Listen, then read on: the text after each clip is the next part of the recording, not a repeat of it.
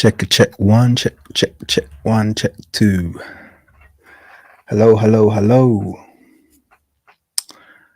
Welcome all for a relatively short notice live stream. I hope I'm audible. Let me know if you can hear me. Yo, Price, how are you doing?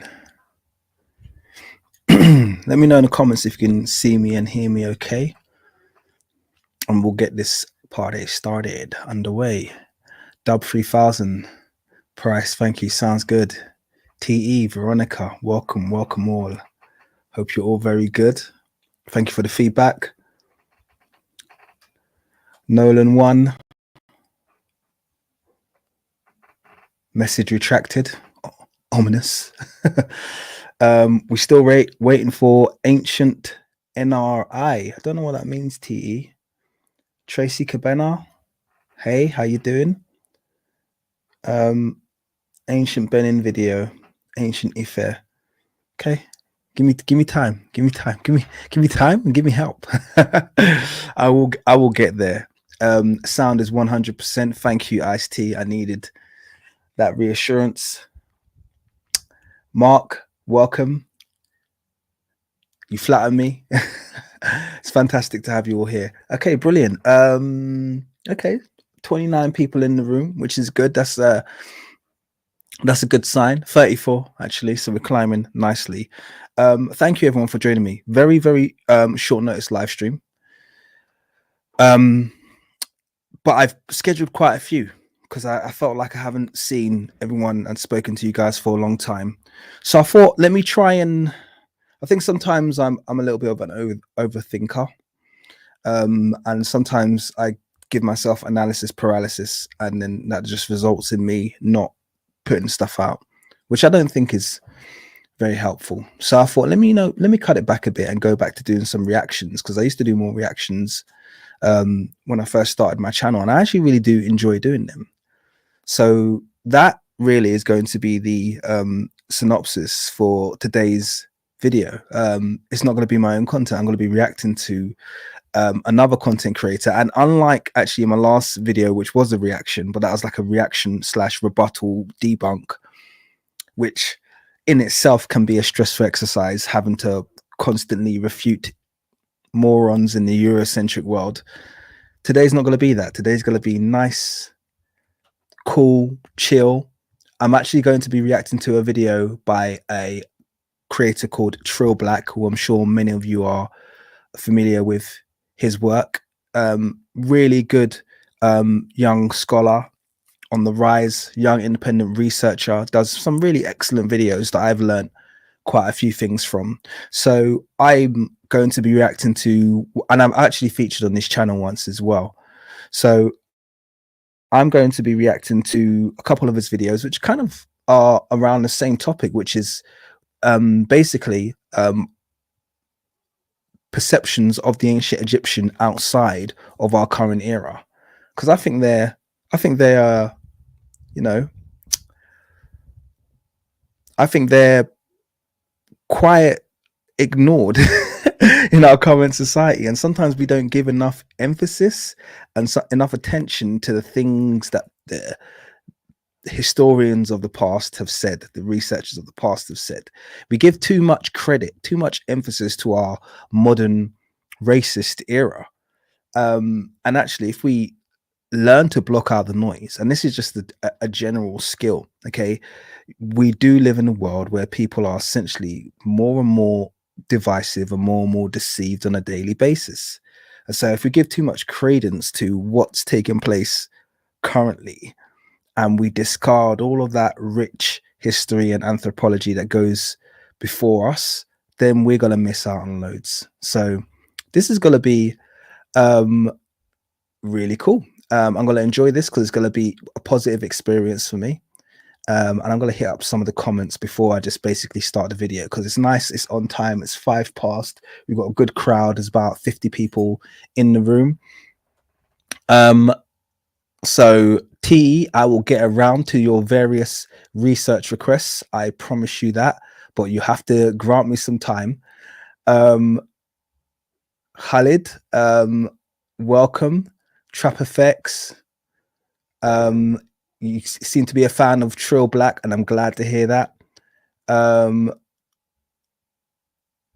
Ice T, you saw some of my lives that are coming up. I hope they're going to be interesting subjects. They're interesting to me. So that's probably why I decided to choose those subjects. Grassy C has made a good reaction to your video. I haven't seen that. I would like to see that. I like Grassy C. I was actually watching one of his videos today, ironically. So obviously I need to go through his channel and see what he's reacted to. Wildflower, welcome. Great to have you here. You didn't miss the live. You said you're so excited. This is the first one you've hit. Jonathan Waters is here as well. What's going on? How you doing? Dub 3000, thank you for becoming a member. Thank you for joining. I really appreciate your support. You absolutely smashed it. I appreciate it. Much love and respect, and big shout out to my members. Actually, I don't give you enough props, my channel members, and obviously my Patreons. You are very valued people. So yeah, I think that's enough of the niceties. He said, appreciate my work so much. Had to join your membership. You know what? Since you made a donation, you get a little space on the screen. Absolutely. And I appreciate your contribution. It goes a long way, and it's yeah, it's greatly appreciated. So yeah, like I said, without further ado, let's get this video underway because it's a good video. And I'm going to enjoy this. So yeah, sit back, enjoy it. I'll be pausing it every now and then to react. It's really good content, so I might not have to pause it too much. So in many ways, I'm just stealing Trill Black's content here. But hey, you know, I've seen, look, this first video I'm about to play, I think it's on about 3,000 views, which is criminally low in my opinion. It's an excellent video. So I'm hopefully I'm doing my part to getting his excellent content out there. And I will obviously, yeah. Anyway, without further ado, let's get started.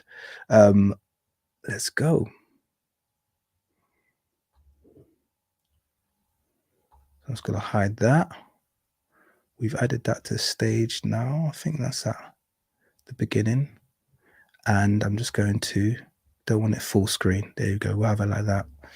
I don't think I want my camera on either. Sorry, guys. I'm gonna hide myself now. Cool. Better. All right. I think we're good now.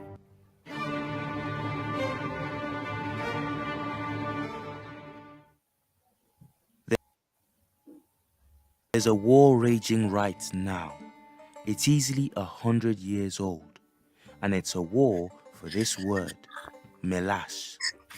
Whenever the Greeks described the skin color of the ancient Egyptians, they often used the term melash or derivatives such as melanas, melankroes, and melain.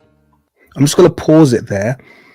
Can everyone hear it okay? Let me know if you can hear the audio on the video okay. I hope it's loud enough. But I don't know. So just give me some feedback. Let me know that it's playing okay. And whilst I'm waiting for the feedback, I'm going to give a big shout out to Black Rampage. It says great collab. Thank you, Black Rampage. You are a avid supporter, and it is noted. You're always very generous, so it's much appreciated. Thank you very much for that $10 donation. Sound sounds 100%. Everyone's happy with it. Oh, by the way, if you're connected with Trill Black, I haven't let him know that I'm stealing his content today and reacting to it. So yeah, if you can get him on the stream. There's a reason I didn't mention him, because StreamYard was acting funny and wasn't letting me put ats in the title, and then it kept disconnecting from what I'd upload to YouTube. So I'm going to put the mention in after the live stream's over, because then it can't screw up anymore. But yeah, let him know. It would be nice to see him just appear in the comments. But yeah, let's carry on playing. You've guessed it. It's where we get the word melanin. But what does it mean? At its simplest, the word meant black. Well, that was until very recently.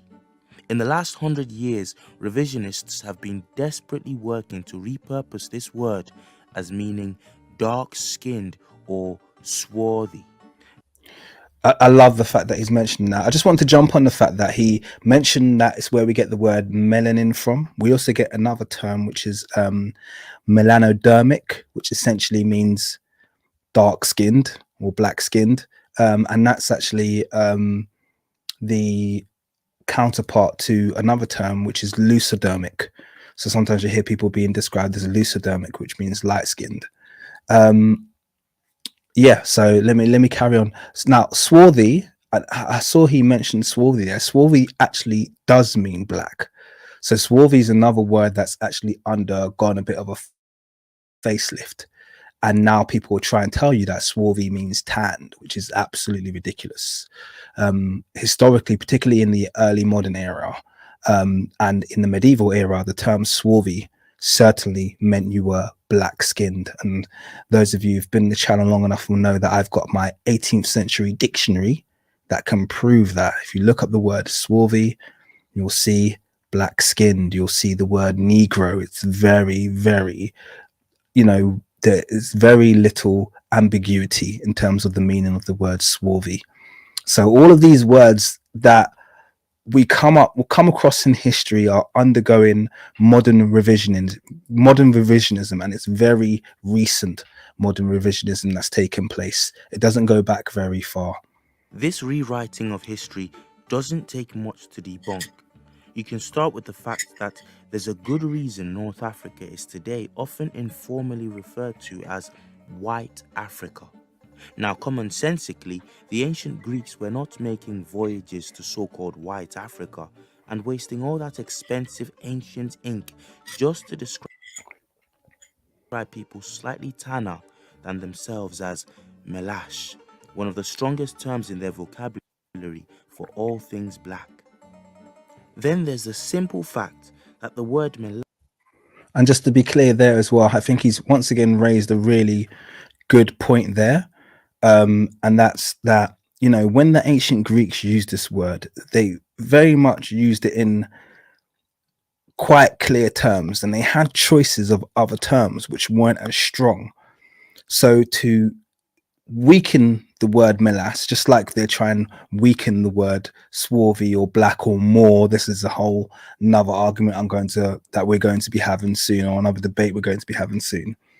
But to try and weaken it in modern revisionism and to make it seem like there are people describing people basically look like themselves but with a tan, it's absolutely ridiculous. But this is the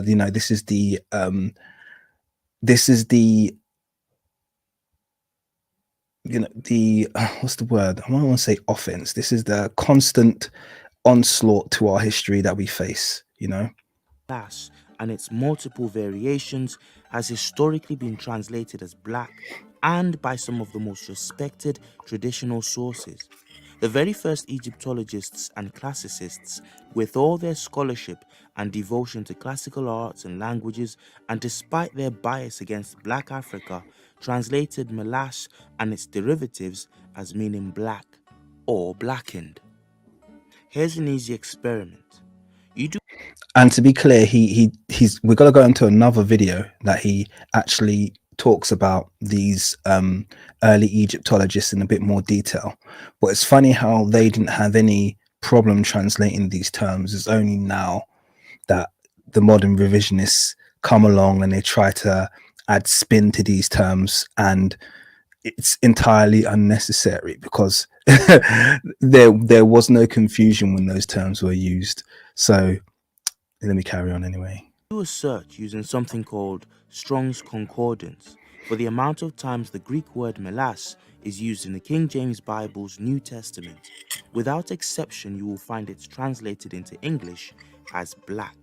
But even more telling, you'll find some of the same translators who recently begun to pretend the term merely means swarthy, translating melash or melancroes in other places simply as black.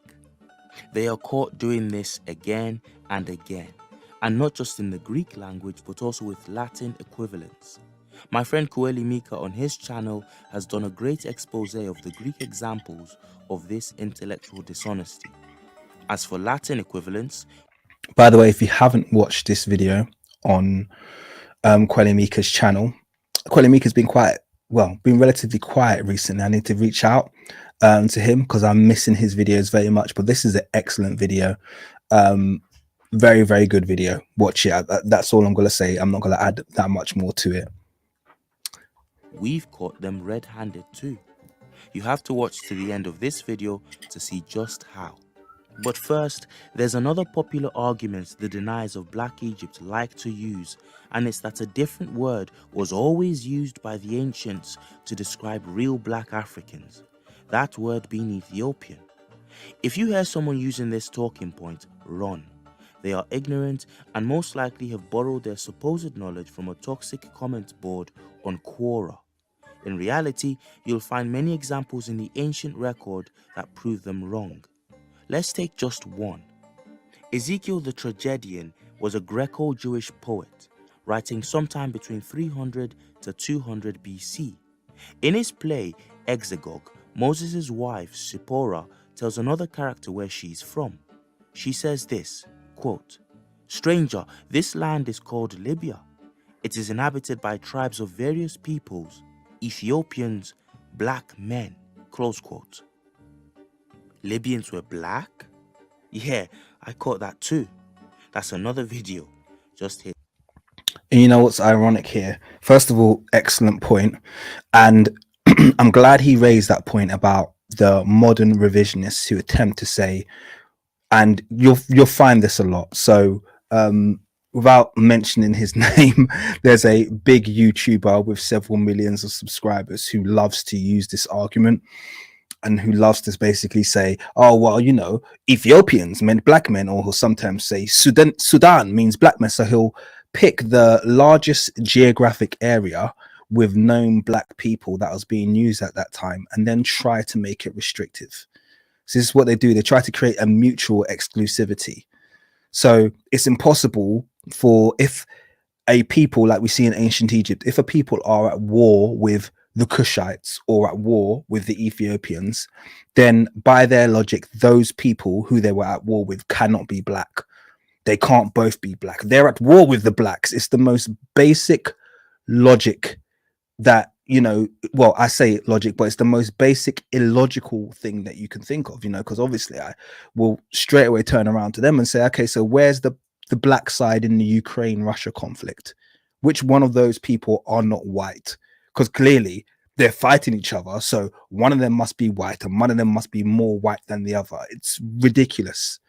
It's literally a very, very debased argument that doesn't have any anthropological basis, but they'll use it over and over again. So the fact that they know that the Ethiopians are black, and by the way, Ethiopians are black only when it's convenient as well, because when we get to the works of Homer and the Ethiopians are being worshipped as the most righteous people who essentially dine with the gods, all of a sudden and then they want to bring some, you know, some controversy about the blackness of the Ethiopians. Oh, he wasn't talking about those Ethiopians, he was talking about the other Ethiopians, the ones in space.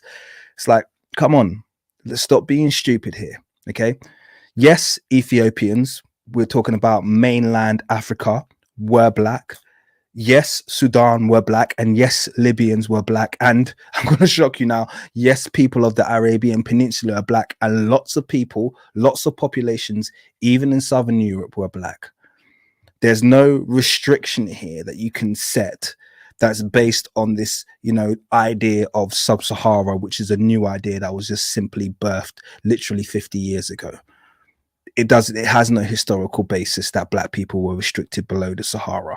And we know that from the, you know, the Moorish occupation of Europe, which took place over the last 1500 years.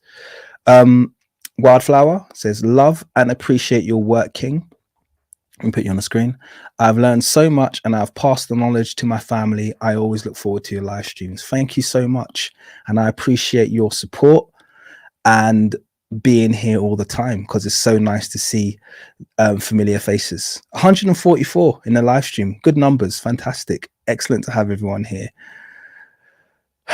Let's carry on. And by the way, I've got some really nice comments that I do want to get around to, so I appreciate all of those people giving feedback. But actually, I just want to give a shout out to Yar is very real as well, who said he's used some of my content for a video. I just want to let you know that I'm going to check your work out, and I appreciate the compliment. It's very much appreciated. Okay, let's carry on.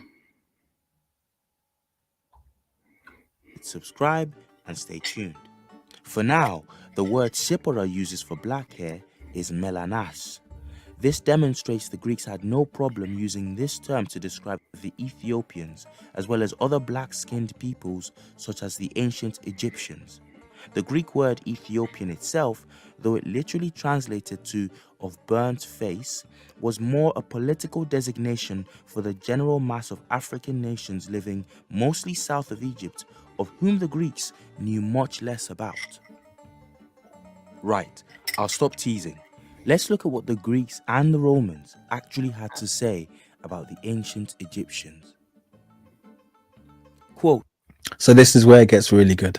If that intro wasn't good enough for you, by the way, like I said, by the way, guys, if you're not subscribed to Trill Black, please make sure you subscribe. Okay, fantastic channel, really, really insightful and very, very well researched. Yeah, me and him, we talk, but I was a fan of his work even before we began talking, so it's great to, yeah, I would advise you to check his channel out. It's very good. But let's carry on. The Egyptians said that they believed the Colchians to be descended from the army of Sesostris. My own conjectures were founded first on the fact that they are black-skinned and have woolly hair, which certainly amounts to but little, since several other nations are so too. Close quote. See, now, in any other world, that quote by Herodotus would be quite definitive, wouldn't it? Well, we think that this is a colony of Egypt because they too have got black skin and woolly hair. I mean, how much more definitive can you get? But you know, when you think about it, he could have stopped at black skinned, and that would have left it ambiguous enough, because they would have started raising arguments. Oh, well, you know, they could have been black skinned like the Dravidians, or they could have been, you know, he could have meant that. But he said black skinned and woolly haired. Yeah, that's quite a significant description, quite definitive in terms of if you want differentiation from your modern Eurasian to your modern African. Those are two features that you'd probably select, isn't it? Black skin, woolly hair, or dark skin and woolly hair. Those are kind of two differentiating features that you'd say, well, this kind of differentiates Africans from. And that's exactly what Herodotus is doing. He's picking the differentiating features to make it clear that these people were of a different phenotype. Okay, and or phenotype that perhaps looked strange where it was. Okay, so these people all the way up here, by the way, the cultures we're talking about, you know, the Russian steppes here, all the way up here in the Russian steppes, these people, they look like the Egyptians because they got black skin and they got woolly hair. Yeah, that's his reasoning behind it. Quite definitive, wouldn't you agree? Let's carry on. If you're wondering who the Colchians Herodotus referred to were, wonder no more. Because in our video, Pharaoh's Forgotten Warriors, we proved from the historical record that whatever else can be said about them, the Colchians Herodotus spoke of were indeed a black people. Now, you are not going to the continent of Africa, I repeat, not going to the continent of Africa and describing the people you see there as black-skinned and woolly-haired, when all along what you intend to describe is this. But say for some reason you do, I don't know, maybe... I like the fact that he had a photo of Bassem Youssef there. You know, Bassem Youssef is that during the Cleopatra controversy, he's that Egyptian comedian who, for some reason, is very offended whenever anyone depicts an ancient Egyptian being black, even though as a Egyptian which is what he calls himself, he knows that there's a whole population of native black Egyptians. And the thing about these kind of modern Egyptians who are so offended when people portray the ancient Egyptians as black, they have no regard for Egypt's indigenous black population. Clearly, they're not people. Clearly, they don't deserve dignity. Clearly, they don't deserve consideration. No, as a modern Egyptian, only our phenotype is represented. And that is very typical of the racism that does exist in modern day Egypt. These, the light skinned, more recent Egyptians, okay, are very derogatory and very, they persecute the black skinned or the dark skinned or the melanated Egyptians heavily. Even if you're an Egyptian, or even if you're not someone who's maybe born into a Nubian or a southern Saidi family, even if you're just like an Egyptian who happens to be born dark skinned, which happens quite a lot because Egyptians have high content of African DNA or genetics, by the way. So many of them you can be born in Egypt and come out looking black. It's like it's a similar dynamics to what you get in certain Hispanic communities, like in Colombia, Puerto Rico, where you can have a family of kind of like light-skinned people, and then they have someone who's just a throwback and who just looks like a full-on black person. That happens in Egypt quite a lot. That person who's born and looks like that will get persecuted. They'll get made fun of. They'll get picked on in school by the teachers and by the students. I've watched many documentaries and read books about the subject around this. So it's very much a fact. So yeah, I'm glad he kind of showed his face there to say, look, you don't fit Herodotus' description of what an ancient Egyptian was. As much as you wish you did, you don't. He was describing those black people that you persecute and you leave out. I just want to say a big thank you to Ice-T, right, for becoming a new member. Appreciate you very much. Your next comment I will feature on the screen, so make it a good one. All right, I appreciate you very much for that. Let's carry on. Herodotus had bad eyesight.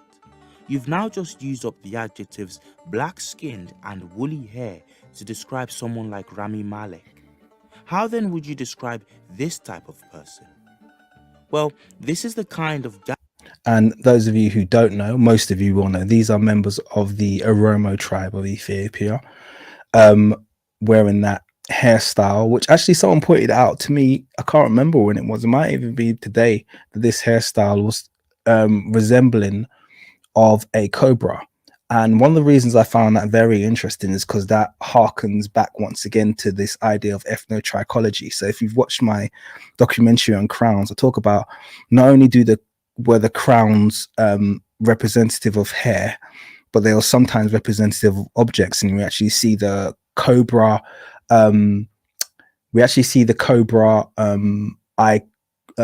Iconography. That's the word I'm looking for. When they wear when the pharaohs or the kings wore the Nemes crown, you saw the cobra iconography. So I find it very, very interesting that you have this still at play in many African ethnicities to this day, where they use this kind of ethnotrichology. They shape the hair around certain objects, around certain totems that are important in African societies. And obviously the religion of Kemet is still living in many of the rituals of these kind of surrounding nations. So it's just very interesting to see. Gaslighting logic supposedly woke modern academia is still engaging in. Truth is, the Greeks knew exactly what they were describing. And Diodorus Siculus, writing sometime between 60 to 30 BC, describes some of the other peoples living along the Nile in almost exactly the same terms as Herodotus. Listen, quote, "But there are also a great many other tribes of the Ethiopians. Some of them, and especially those who dwell along the Nile River, are black in color and have flat noses and woolly hair." Now that is even more descriptive. Okay, so dwelling along the Nile River, have flat noses and woolly hair. So not even just the woolly hair there, but also flat noses is another distinguishing factor. Now, obviously, once again, I'm not saying that any one of these features can be used to prove anything, but when they're used together in concert, this is what we do. Even when we discuss things on this channel, we never just use one thing. we'll say, okay, but is there confluence between several different factors here? So if you've seen my latest documentary about was King Tutankhamun black, I don't just rely on his statues. We look at the statues, we look at his skull, we look at the limb proportions, we look at the genetic results, we look at the rituals and the customs. All of these things together point to the same thing. And it's just like these descriptions, they're not just saying, oh, well, black skin. They're saying they had black skin, they had woolly hair, they had flat noses, they live along the Nile in Africa. How much more evidence do you need? You know, there is always a preponderance of evidence when it comes to proving the Africanity and the blackness of the ancient Egyptians. But when it comes to people who want to disprove it, they never have confluence. They're always kind of like picking out random facts and picking out very little random happenstances or a random statue here and there. It's all very desperate. You'll notice it's all very desperate when people try and deny their Africanity and the native black Africanity of ancient Egypt. They'll clutch at straws at the smallest little, you know, the smallest little crumb of evidence that points towards them being slightly lighter skinned or not being fully black. But then when it comes to, you know, people who are arguing for a black and African Egypt, it's like we just have a preponderance of evidence. It's like where do you want us to start? You know, and exactly what Wildflowers just said. Why do we need a million pieces of evidence to prove the obvious? But that's the world that we live in. You know, we have to provide so much more. And to be honest with you, that's not even just amongst others, that's even amongst our own. Even amongst our own, because we've been so thoroughly, you know, programmed, or I should say deprogrammed by this world. We've been so thoroughly, you know, lobotomized by our education system. We need so much evidence to believe that a historical figure was black, or to believe that a historical society was black. We won't just believe it on the same amount of evidence that the Eurocentrists present, because a lot of the time they don't present any evidence. They just talk. They just say, they were not black. Why? Oh, because they weren't. And that's it. That's their argument. They don't have any supporting evidence. So this is what we deal with, you know. The Greek word for black there is melanes, and there can be no doubt Diodorus is describing black people here. Notice also that, like Herodotus, Diodorus describes the Nile Valley blacks as having woolly hair. Herodotus uses the word ulotrikes, coming from the root word ulotrix, meaning crisp, curly, or kinky hair, whereas Diodorus uses the term uloi, and that term uloi, according to Liddell Scott Jones's Ancient Greek Lexicon, means woolly, of thick, fleecy wool, or crisp or close curling hair. Now that was just, I love that. I'm gonna just little round of applause there for some sensational research there by Trill Black. I love the breakdown of the terms used that we just described as woolly. And to be honest with you, we don't do ourselves service when we even use the term woolly, because people go, well, wool isn't kinky like black people's hair. But if you look at the descriptions of the words that he came out with, crisp, you know, someone's hair has to be, of a certain, I'm gonna say, dryness. You know, when you turn to a black man and you say, bro, your hair's looking crispy. Yeah. You know what I'm talking about. All right. Those descriptions of hair can only be describing hair in the African continent. Or I'm not even going to say hair on the African continent, can only be describing melanated black people's hair. Okay. There's no ambiguity there. It's not loose, wavy. It's like, yeah, crispy, tightly coiled, kinky, all of that. Really, really excellent deep dive that he's done there, because that's one of the things I try and use, kind of like the modern interpretation of the word woolly, which is actually quite lazy. You know, we shouldn't be using the terminology woolly. We should be looking at that actual description and pulling words out of those, you know, those ancient Greek dictionaries, like he's done there, which is excellent work he's done. Really brilliant. Almost as if the ancient Greeks knew certain people would twist their words thousands of years in the future. So they decided to be as specific in their description as possible. But wait, they get even more specific. Lucian of Samosata was a Greek-educated Syrian poet. This is how he describes an Egyptian man in his play The Wishes. Quote, "As for this fellow, to say nothing of his black skin and protruding lip, his words came tumbling out in a heap, one on the top of another. It was Greek, of course, but the voice, the accent, were Egyptian born." Close. What a wonderful quote there as well. I love the fact that I just want to pull that quote back if I can get it. Yeah, brilliant. I just want to pull this quote back on the screen.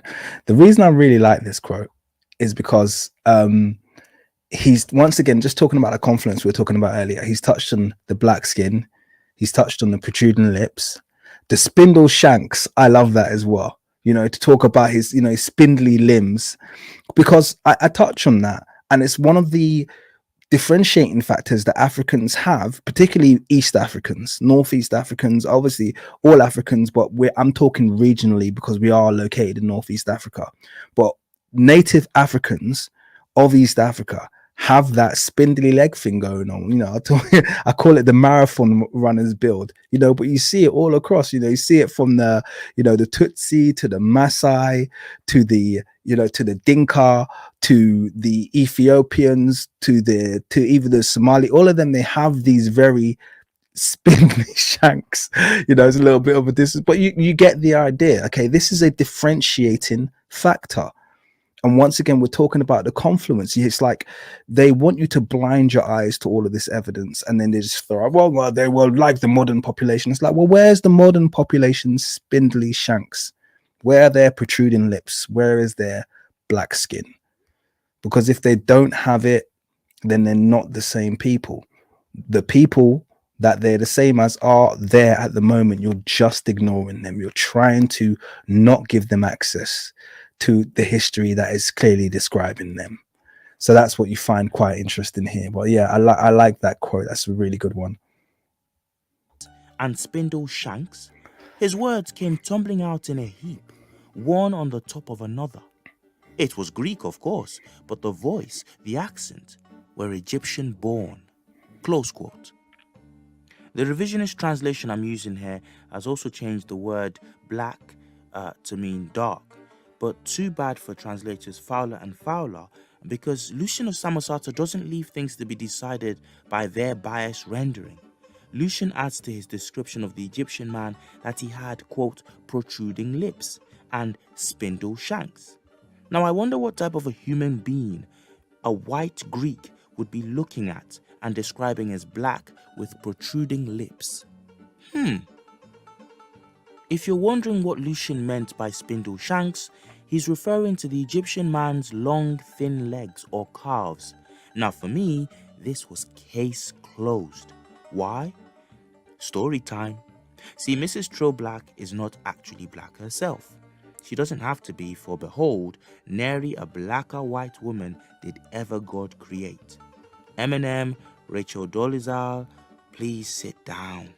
Anyway, one of the first things Madame Trill Black mentioned to me about the differences between black and white men is that blacks tend to have thinner, almost stick-like lower legs than the average white person. You could say spindlier legs. This disparity gets more extreme the more easternly one travels in Africa, particularly in places like modern-day Sudan, Ethiopia, and Kenya.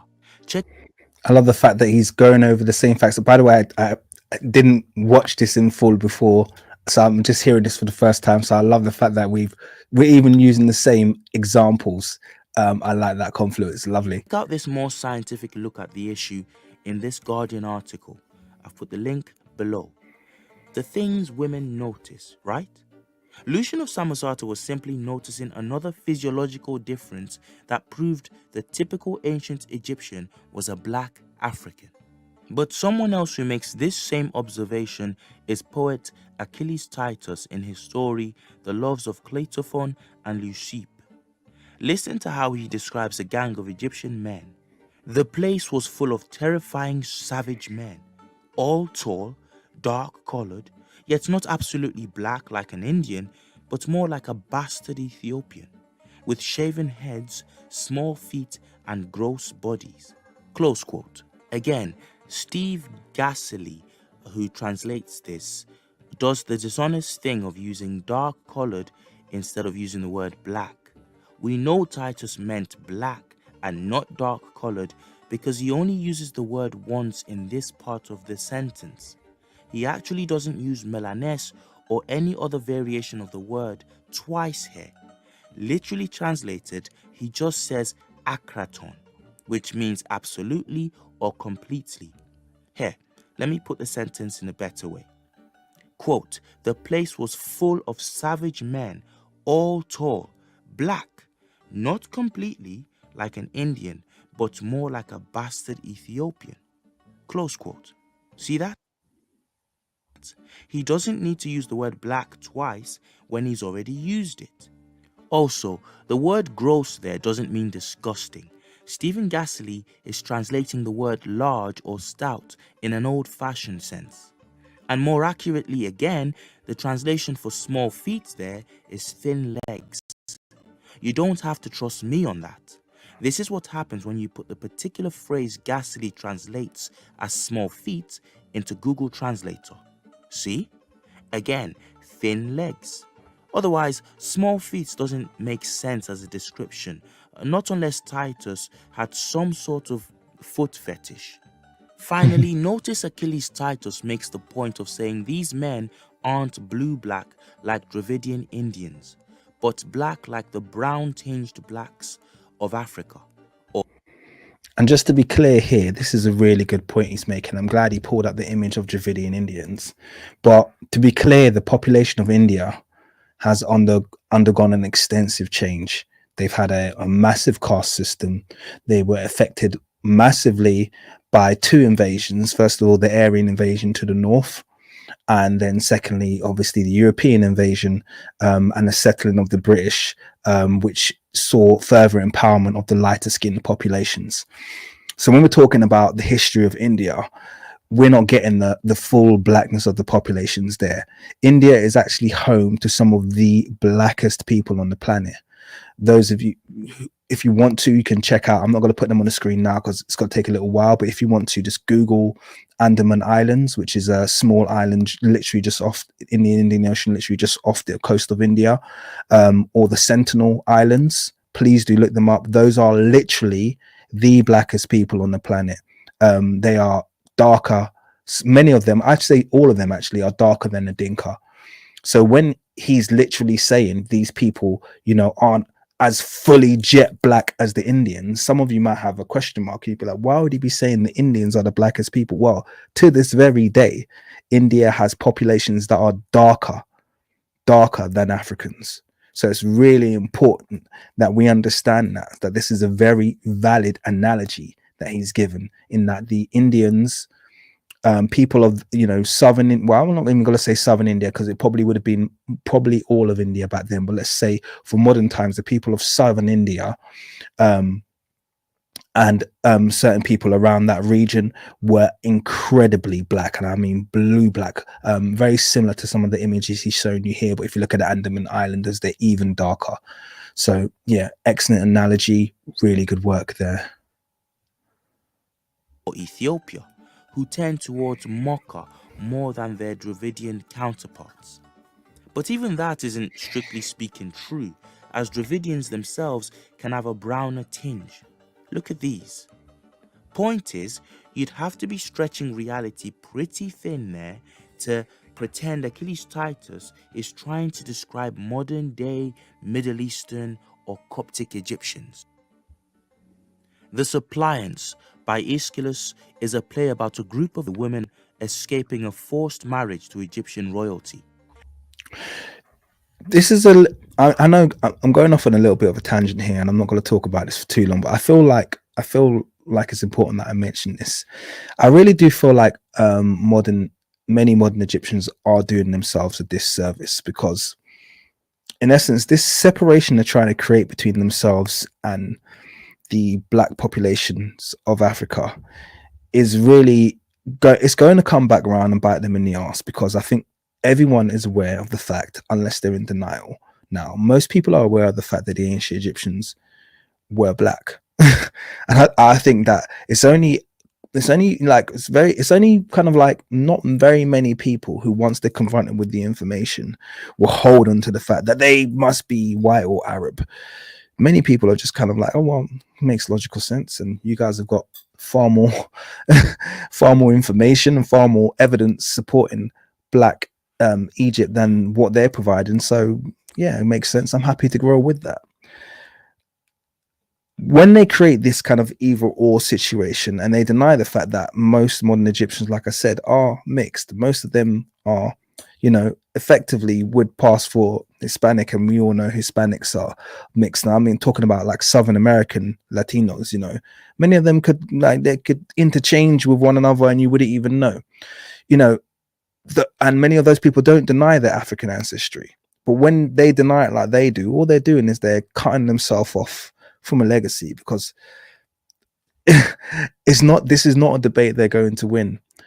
As the information gets laid bare, and as more and more African researchers take up the mantle, and when I say African, I also, not just African, also Black Americans and other people in the diaspora, or melanated people across the world, as we kind of take up the mantle of sharing our history, you'll notice that there's less and less noise coming back from the other side, and that's because they're willing and they're relenting their position to the more logical argument, which is that ancient Egypt was black. So like I said, they're shooting themselves in the foot. There was a time not too long ago when a large proportion of the Egyptian population, particularly around the time of independence, around the 1960s, did actually align themselves with Africa. Egypt had African rulers, even prior to, I know many people will say, President, what's his name? The one that was assassinated, who was half Nubian. I can't remember his name. Someone will put it in the chat. But even before him, they had black presidents, all black, mostly black presidents. And they aligned themselves with Africa. Sadat, thank you. Joe, always quick off the mark. President Sadat. But even before President Sadat, they had black presidents. So it's, the shift in not only the demographics, but the shift in the mentality of the modern Egyptians, which obviously has been influenced by essentially I'm not going to say the invasion, but the overrunning of Alexandria and Cairo, and the kind of sweeping in of these, recent migrants who, will very quickly, cast aside their own known origins and just basically take up and usurp the land that they've recently migrated into. And many of them have their recent migration story, but they're just willing to give up, the fact that they've got traceable history to Turkey or Syria or one of these nations. But they're shooting themselves in the foot, and they're giving up. Essentially, they're going to write themselves out of history. I just thought it's important to kind of like to press that point forward, because this is not a battle that they're going to win. And in one scene, an Egyptian fleet is rowing up to Argos, where the women have taken refuge. You won't believe how they're described. Quote, "I see the shipmen there. They catch the light with such black limbs against their robes of white." Close quote. Now, why would Aeschylus call people who supposedly look like modern-day Egyptians a people who at the very most can be said to be half a shade darker than the typical ancient Greek? Why would he say such people had black limbs? And this is an even more modern translation I'm using by Gilbert Murray, an Oxford professor who died in the late 1950s. In other translations, such as Edmund Moorehead's, in the lead up to the describing of the Egyptian sailors, the sentence is made to read, "And look, the seamen, their race all too plain." Now, if a Greek character narrating could see black limbs from a shore in the distance and said of them, "Their race is all too plain," you can't be helped if you believe he was talking about a boat carrying a load of Gerard Butler's or Yul Brynner or whoever this guy is. Funny, we never heard any complaints from the modern Egyptian media when these films came out. Anyway, let's go back. And they never will complain. They're fine with the history being appropriated towards whiteness. They're absolutely fine with that because they know that more aligns with their non-indigenous origins. And so they're fine with that. They're not okay with it being the fear that the Egyptian government show towards, and that's what it is the only way it could be described, this outright fear. The fear that they show for people aligning ancient Egypt with black people is incredible. It's the most incredible thing I've ever seen. I've never seen anything quite like it. They are absolutely terrified when people align ancient Egypt with black people. They don't care about any other race. And that's when you know that they know what they're doing is totally hoodwinking society. They know that their entire house of cards is built on a fabrication, is built on lies, is built on the destruction of artifacts, is built on controlling of information, because they're so terrified when people portray, or when Egyptologists, researchers, anthropologists, when anyone simply mentions anything about blackness and ancient Egypt, they literally throw a hissy fit. And it's just, it's crazy to see. Back to Herodotus and nail this coffin shut. Herodotus is relaying a story about the origin of some religious oracles in Phoenicia, and he claims that the story told to him about their origin concerns Egyptian priestesses who would turn themselves into talking doves. Here's what he says about these doves. Quote, "The tale that the dove was black signifies that the woman was Egyptian." Close quote. Let me repeat that. The tale that the dove was black signifies that the woman was Egyptian. There isn't even a doubt in Herodotus' mind about the meaning of the myth told to him. He says he takes it for granted that the story indicates the ethnicity of the women who morphed into doves just by the fact that the doves were black in color. This is how much of a basic assumption it was to the ancient Greeks that if you were Egyptian, you were typically black.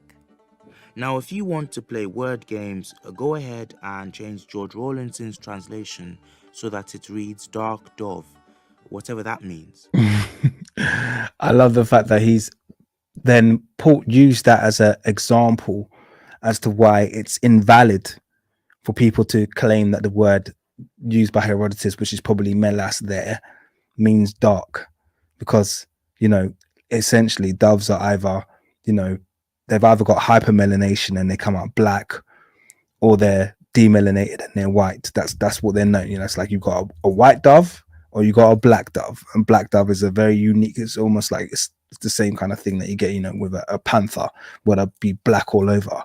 That's quite clear. There's there's no twisting and spinning the analogy of the dove being black there. So that's pretty cool. The facts are there for anybody without an agenda to see. If you lived in ancient Greece and somebody said the word Egyptian, a Middle Eastern face did not come to mind.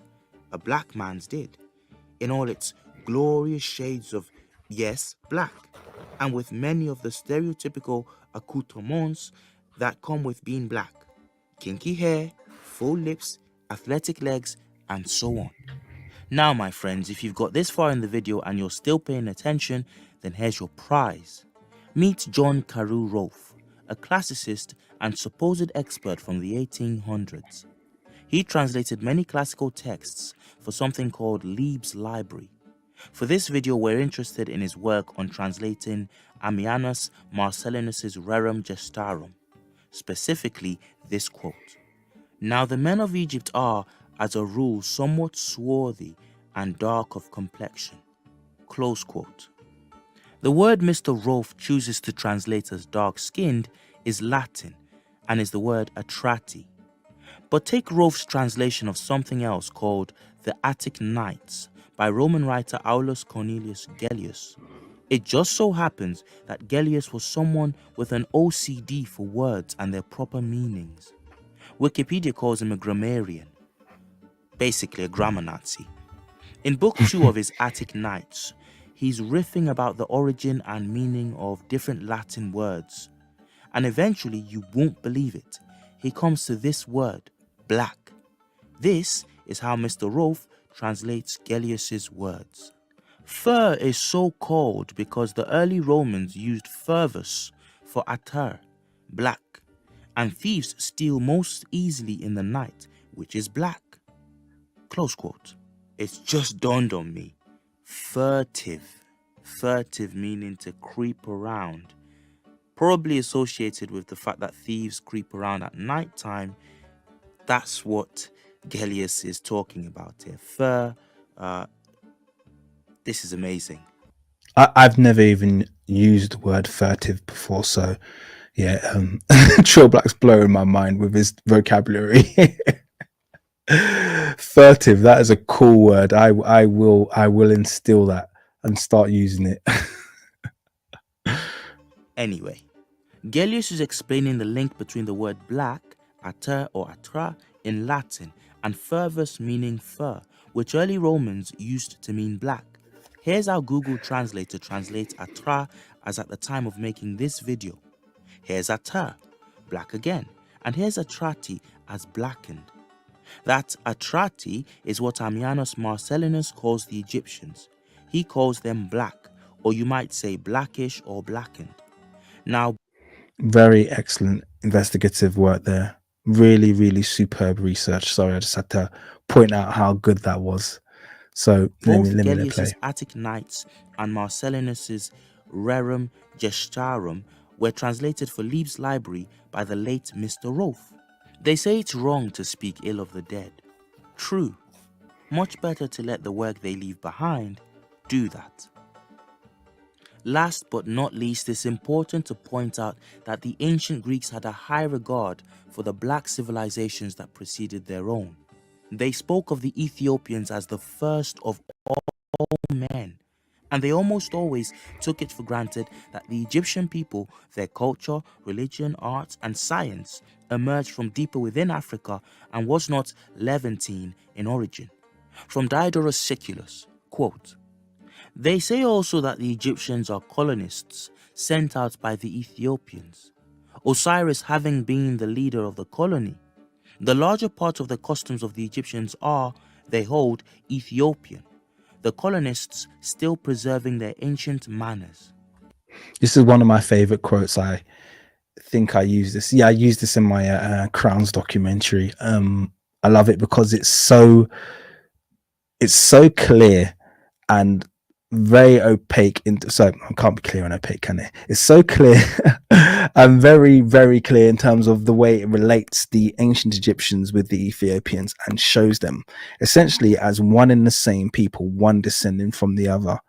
And it shows it just like we like to see on several verticals. So it's not just talking about the fact that they're physically similar. It's talking about the fact that they're culturally similar. They have the same customs. They have the same written language, one which was handed to the Egyptians by the Ethiopians. It's a fantastic quote. I mean, I think he's going to play through the whole thing, I hope. But yeah. End quote. Diodorus gives many examples of these ancient manners, but get this, he even takes it for granted that the hieroglyphic writing system is Ethiopian in origin. Sorry, I just remembered it wasn't my Crowns documentary. It was my documentary about the face hieroglyph. So it was my documentary about I've got a documentary about hieroglyphs and how basically they all originate in Central Africa, and it's based around the face hieroglyph. If you haven't watched it, it's really good. It's very short. It's only like 6 minutes. So if you get a chance, have a little watch through of that mini doc. But I do use this quote as well, which is an excellent one. We must now speak, he says, about the Ethiopian writing which is called hieroglyphic among the Egyptians. Quote, "For of the two kinds of writing which the Egyptians have, that which is known as popular, demotic, is learned by everyone, while that which is called sacred is understood only by the priests of the Egyptians. But among the Ethiopians, everyone uses these forms of letters. Many other things are also told by them concerning their own antiquity and the colony which they sent out that became the Egyptians. But about this there is no special need of our writing anything.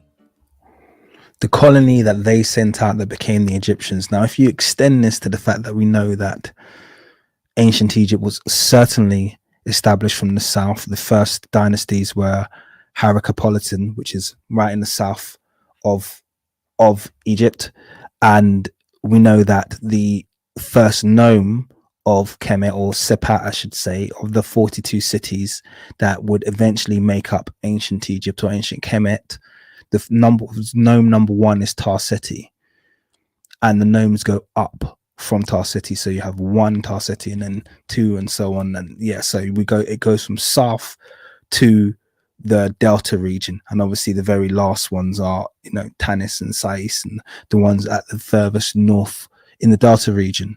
So what we have is a very, very clear story about Egypt's establishment as a state or conglomerate of these 42 cities, and that progression starting from as far south, i.e. as close to the Ethiopians / Cushites as possible, and then extending northward. This is the known history. This is what's known. This is what can't be denied. And this is what the Egyptians wrote about themselves, and this is what the surrounding nations wrote about them. And yet a revisionist version of history is what we're being told. This, the ludicrous idea that the civilization was established somewhere in the Mediterranean or the Levantine and transported in, which should be dead and gone by now, is still being put forward. And it's absolutely ludicrous. Doesn't have any basis. All of the anthropology supports that Egypt was certainly a colony, or at least it was established after or by the Ethiopians. That's what makes sense. Close quote. I think Diodorus had it right in that last sentence, don't you guys? Let me know in the comments section. I mean, there's really no need to prove something that's as plain as the nose on our faces. It's like NewTube06 said in our last video. People will be and to be clear, has historically been. And to be clear, by Ethiopians, I mean Central Africans. Okay, the ancient definition of the word Ethiopian, which was sometimes interchangeable with all of the people in Central Africa. Sometimes it was just the Cushites, which would be modern day Sudan more than anything. But essentially, we're talking about the people south of the Egyptians, the black people south of the Egyptians, and to some extent east of the Egyptians, were all classified as Ethiopians. So yeah, translated as black, and by some of the most respected traditional sources. The very first Egyptologists and classicists, with all their scholarship and devotion to classical arts and languages, and despite their bias against Black Africa, translated Melash and its derivatives as meaning black or blackened. Here's an easy experiment. You do a search using something called Strong's Concordance for the amount of times the Greek word Melash is used in the King James Bible's New Testament. Without exception, you will find it translated into English as black. But even more telling, you'll find some of the same translators who recently begun to pretend the term merely means swarthy, translating Melash or Melankroes in other places simply as black.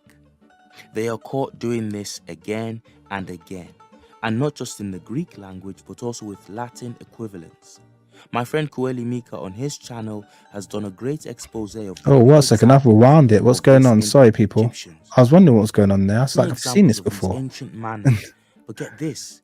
He even takes it for granted that the hieroglyphic writing system is Ethiopian in let's skip origin. Forward a little bit. We must now speak, he says, Egyptians. But among the Ethiopians, wondering what was going on everyone uses these forms of letters. Many other things are also told by them concerning their own antiquity and the colony which they sent out that became the Egyptians. But about this there is no special need of our writing anything. Close quote. I think Diodorus had it right in that last sentence, don't you guys? Let me know in the comments section. I mean, there's really no need to prove something that's as plain as the nose on our faces. It's like NewTube06 said in our last video. People will believe what they want to believe despite the evidence smacking them in the face. So why do we do it? Well, we do it for our children and their children's children, so that they aren't made to believe the lies that their fathers and mothers spent years on learning, that they had no history. Support our work, guys. Buy a shirt at trillblack.myshopify.com and rep black right, no doubt. And do buy a shirt. Fantastic video there. I want to move on to the second one. But before I do that, I want to share a link because a few people have been asking who's the guy talking. So obviously people who join the live stream might not know that's Trill Black. And I want to just give you a link to his channel so that you can subscribe, you can check out his stuff. It's only fair since I'm stealing his content today. So, oh, what's going on? There you go. So I've popped the link to his channel. Don't leave. All right, we've got to watch another video, so don't leave just yet. But make sure that you do at some point give that channel to subscribe that it deserves, because it's a brilliant channel and he does some really good work. We've actually got to be doing a stream together perhaps in the next week or so, because we've got some topics that we need to touch on, but I'll leave that as a bit of a surprise. Let's move on to the next video. Sphinx. Once upon a time, everyone knew that. Back. Okay, so we're going to carry on with the kind of same topic but more recent in terms of the historians here. Okay, so let's get kicking. In fact, before I just start, I'm just going to kind of dive into the comments really quickly, see if I've missed anything that's worth, well, a lot of them will be worth me reading something, but if anything, if I can add value to something, I might feature it. So let me just quickly have a look through. Wow, there's a lot. You guys have been busy with the writing.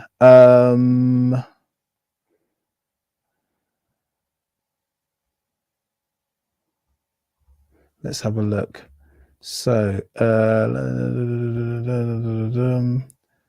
many of these are out of context now, so if there's nothing that I can really add anything to,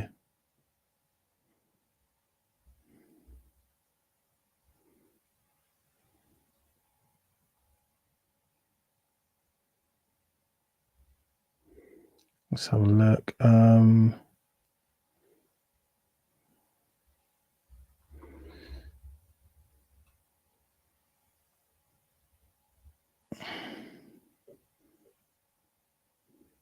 We got some Metatron arguments in here.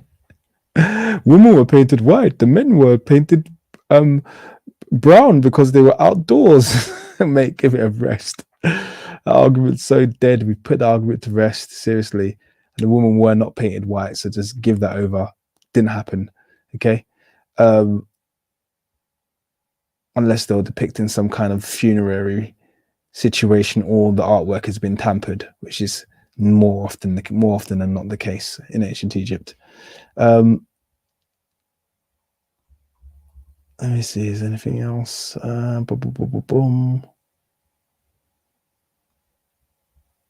Nah, there isn't that much. I mean, you guys have put a lot, but I'm not going to read through any of them now, so I'm going to keep it moving now.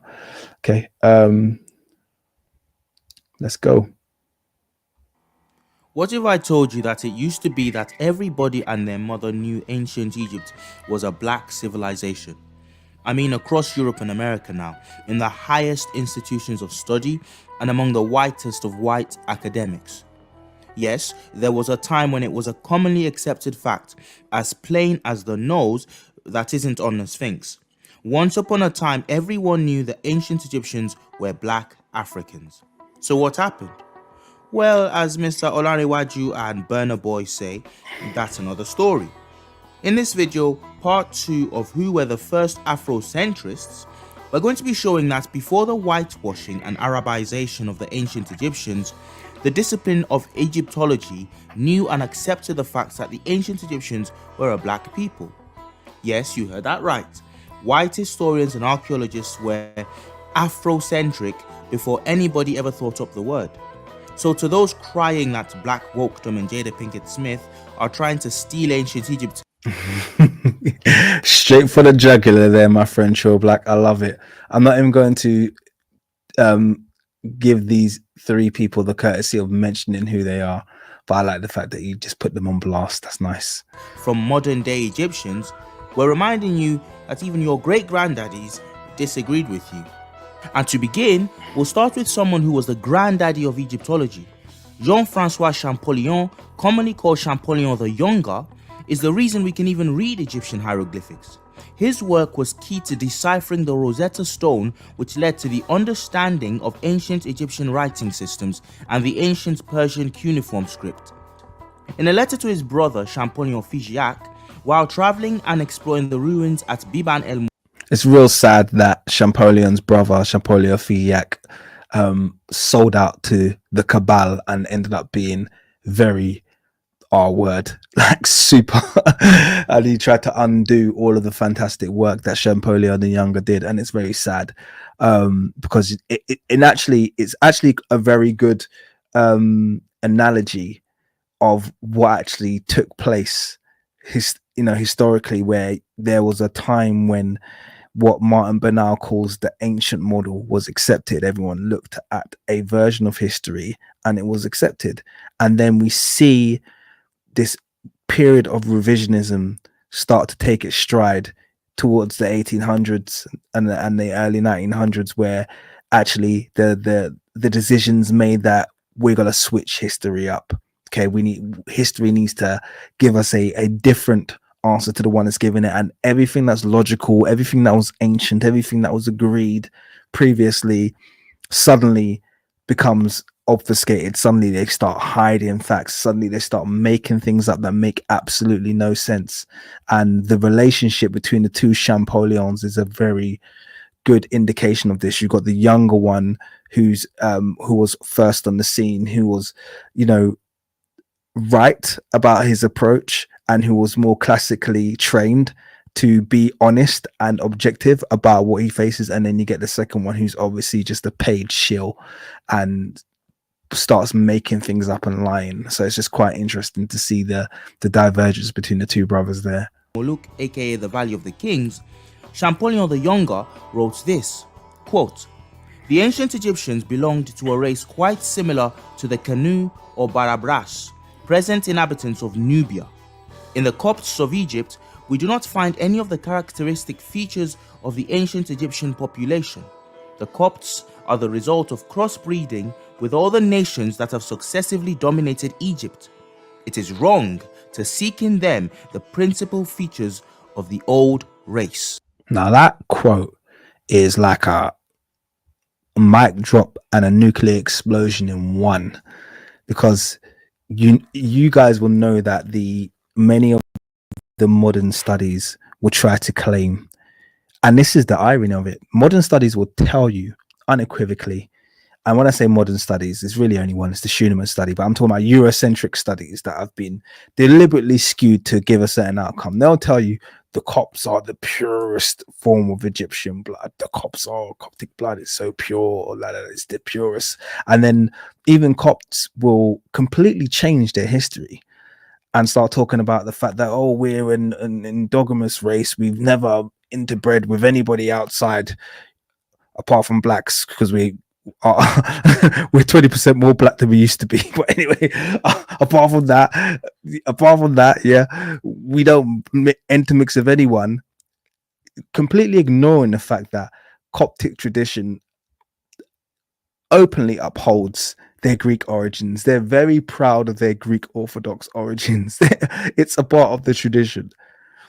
But they'll and this is the thing, they try and have their cake and eat it. So they simultaneously, have all of these traditions that are clear and quite open about the fact that they are, you know, a mixture of peoples, and yet they want to hold on to the fact that they're also endogamous and they've got this pure Egyptian, and you know, Champollion Younger is just quite brutal and quite real with it here. He just comes out and he's like, listen, don't look for proper ancient Egyptian blood in the Copts, because them people, they've just been, you know, they've been getting busy with all the invaders. Yeah. Yeah, they're not, there's nothing pure about them. If you want to see the pure Egyptian blood, you need to look towards the Nubians. Pow, that is a dagger in the heart. That's what he said. Trill Black, he is here. Big up. Big yourself up, my brother. You didn't have to give me money. I've stole your content and you give me money as well. Love, I love it. Thank you. The king is back, bro. Why are you doing this to me? I have to sit it through my own voice. I came in for you, not this guy, bro. Don't make good content then, innit? If you don't want me to react, then you can't be hitting with the gems. I told you as well. I warned you I was going to do a video react to some of your content because it's so good. So, yeah, Trill Black's in the comments. Make sure you say hello and make sure you pass on your appreciation for his excellent scholarship. But yeah, I love this quote. What a quote, what a find. Thank you for the £10 donation. It is very, very well received, my brother, my comrade, I should say. Fantastic. Let's carry on.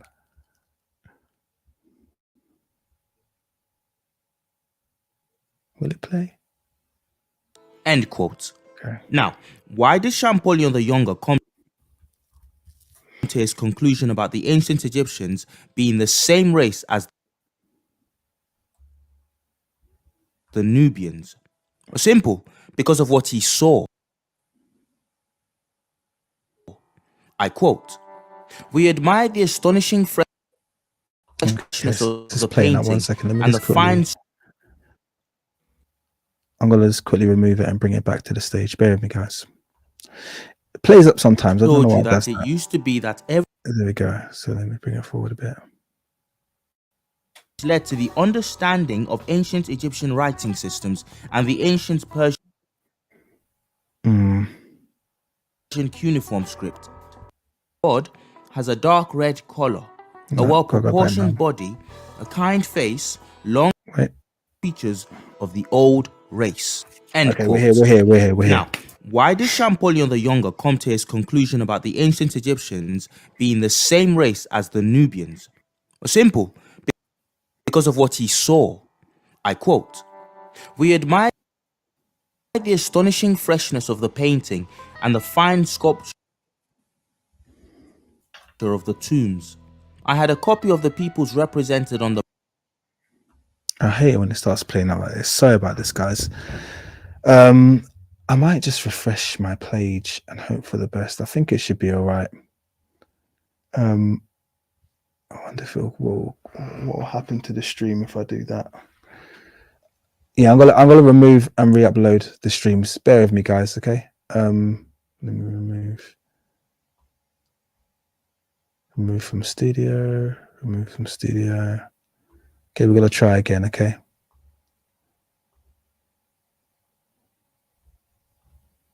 So let's present video file. It's always when you're hitting your flow, hitting your stride, that the tech will start playing up and try and make. What if I told you that it used to be that everybody... We're back, baby. Okay, let's go. Knew ancient Egypt was a black civilization.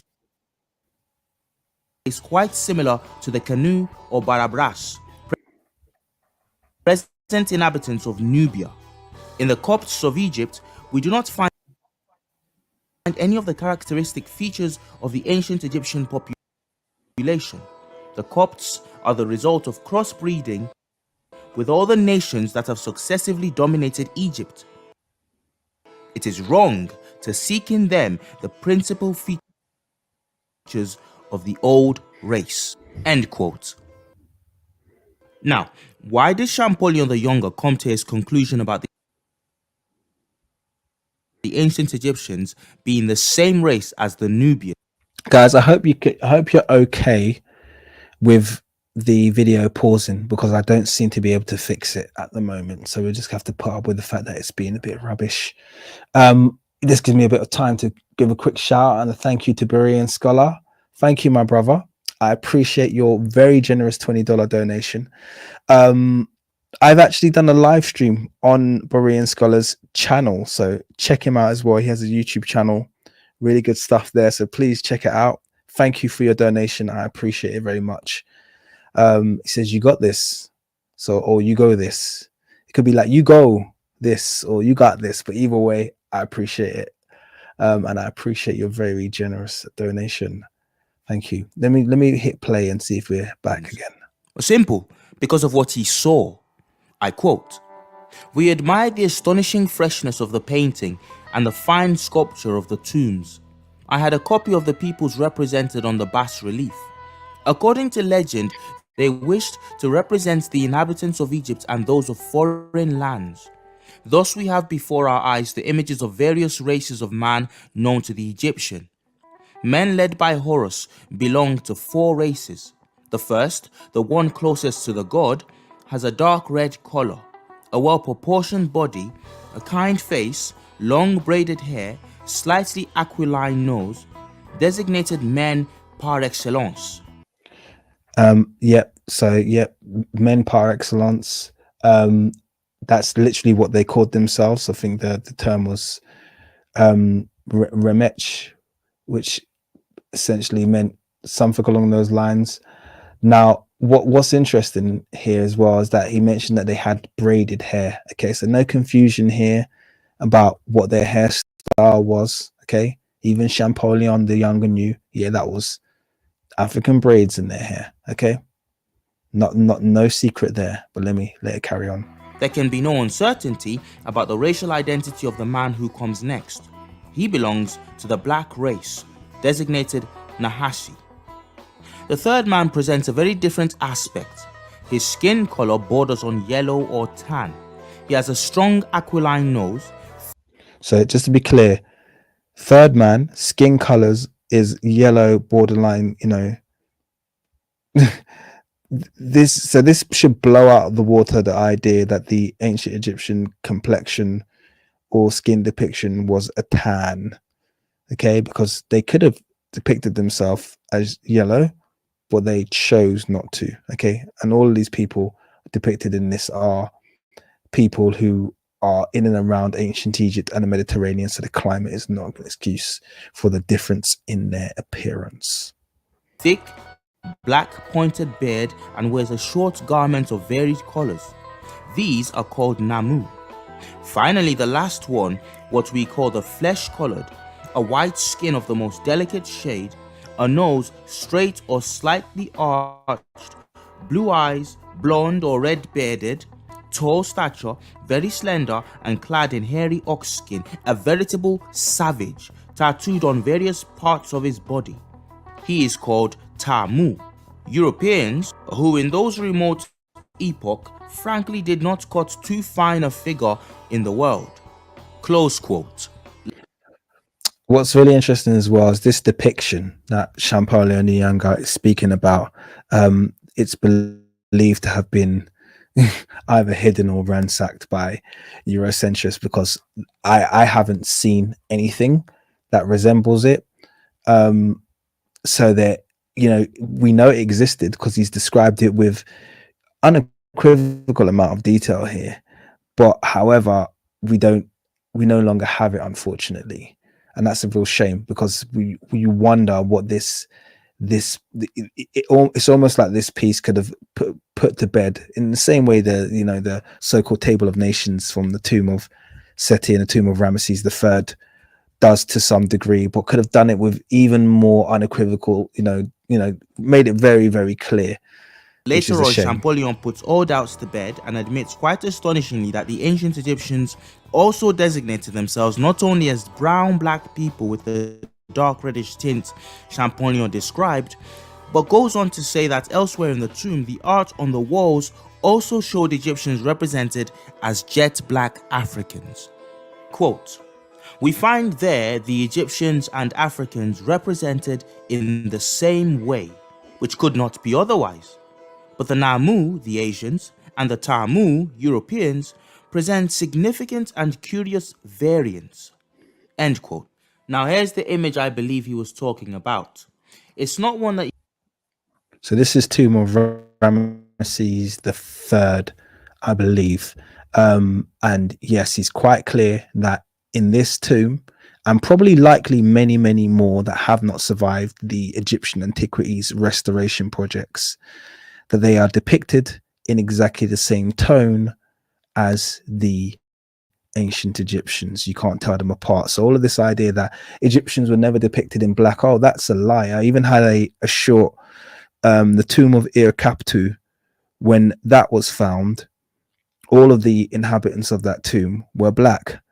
And I show that basically after a period of restoration by the Egyptian antiquities, they all ended up being a pale red. So they managed to restore that tomb by essentially erasing the blackness or just completely erasing the figures of the people within that tomb. So don't think it was just this tomb or there was just a few tombs. The restoration projects that take place really are quite widespread. So you can easily come by, I had to troll the internet for this. And I believe there's a controversial history behind that also. Again, that's for another video. For now, pay attention to how the two black figures here differ only in minute elements of their fashion. Regardless, ultimately, both are black skinned. You see, apparently the red-brown color was interchangeable with the jet black one, as you can see on other wall reliefs such as this one, clearly showing captives from Nubia, some dark brown with the red tint and some jet black. But is it really a mystery what was going on here? Do you need to spend 10 years and $1 million getting a PhD in Egyptology before making sense of wall art? Nope, Champollion didn't, because as we've explained in other videos, black... And I just want to touch on that point as well. Many of the things that he's mentioning here are actually protocols in Egyptian art, which where you don't see them being honored, that's often giving you a clue to tampering. The ancient Egyptians didn't like to overlap two of the same color. So if you had two people standing side by side, it's very rare in untampered ancient Egyptian art that those people will be exactly the same complexion. They'll normally make one lighter and one darker. They like to play with the contrast. And just like you mentioned there, one of the policies or one of the protocols, I should say, in ancient Egyptian art, when they displayed like groups of Egyptians, would to have like a alternating between the deep dark red and even deeper brown or darker red, and it'd alternate between those two. So this whole idea that certain four historians have mentioned that they had one single standard reddish brown that they used for all of their art is absolute rubbish. It's not a protocol that's seen that's being balanced. In fact, they like to alternate between two colors, and you'll see that in any preserved color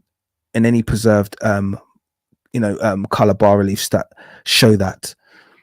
So once again, these are the things that you'll see, and they should give you clues to when artwork has been tampered, because you'll see that these protocols will start to get broken. So yeah, it's really good that you picked up on that. People come in different shades of brown, with the most intense shades giving off the deepest black that a lot of people have and others don't. Except that what Egyptology did after the likes of Champollion the Younger was to mystify this brown reddish shade and call it symbolic, or to reproduce the images in textbooks with a ridiculously lighter tint so that people didn't really know what they were looking at. And just to look at these two images for comparison, and this is very typical. This is actually a really nice example of the comment that was made earlier. So this is where the fallacy comes before the fact, so to speak, where people convince themselves ancient Egyptians only depicted themselves in red and the women in yellow. So you'll take a piece of ancient Egyptian art, and when you produce your quote unquote fact facsimile of it, you'll change it to match your protocol, but not match what you've seen. In this piece of art, the woman is actually slightly darker than the man. And 1 second, I can see who is that. Let me see if I can read that. Let me see if I can read that glyph. That will make me feel really big and bold. Forget the archers in here; they could probably read it better than I can. So I think that's a Hotep. So that says Hotep at the top.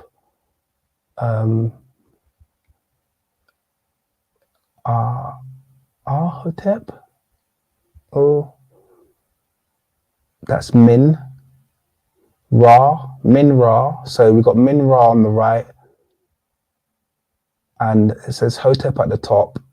And I'm not sure. Anyone can help me. Hotep. Could be wrong. Amen Hotep. I don't know. Min Ra. So that could be Amenhotep. This could be an Amenhotep, but I don't want to say that with authority. I don't think I've read that right, but I know it says Hotep at the top. I could be. Once again, how? No, oh God, I'm Imenhotep, yeah. So it's Amenhotep. So okay, I was right. I guess maybe that person could be wrong. I don't know. I tried to be too big for my boots there. I was hoping that I could read who that was. I'm sure Trill Black knows who it is. Let's see. Anyway, let's play on. But we now know how much of a fraud this is because the Egyptians also depicted Nubians in this same brown-red shade. And even more than that, if you go to Sudan and look at the art on the tombs of Nubian and Ethiopian kings, you frequently get the same brown-red shading used to depict Nubians. Were the Nubians saying that they went black Africans? Of course not. At least we... I'm going to pause there. I've got some archers in here. Pan-African. I think that's Pan-African James there. Pan-African designs and apparel. Listen, I need the translation of those glyphs. You need to let me know if I got that right or not. Okay. Let me know. I'm not going to rewind it. You're going to have to rewind it and then pop it in the comments for me. We can all agree on that. Apart from the trolls in the comments who are getting ready to say Nubians were also white Middle Easterners.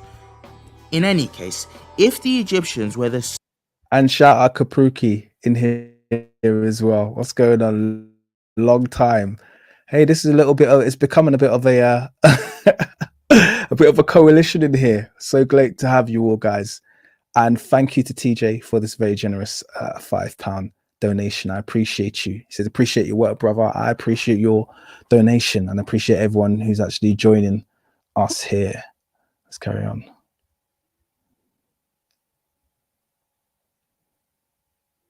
Will it play?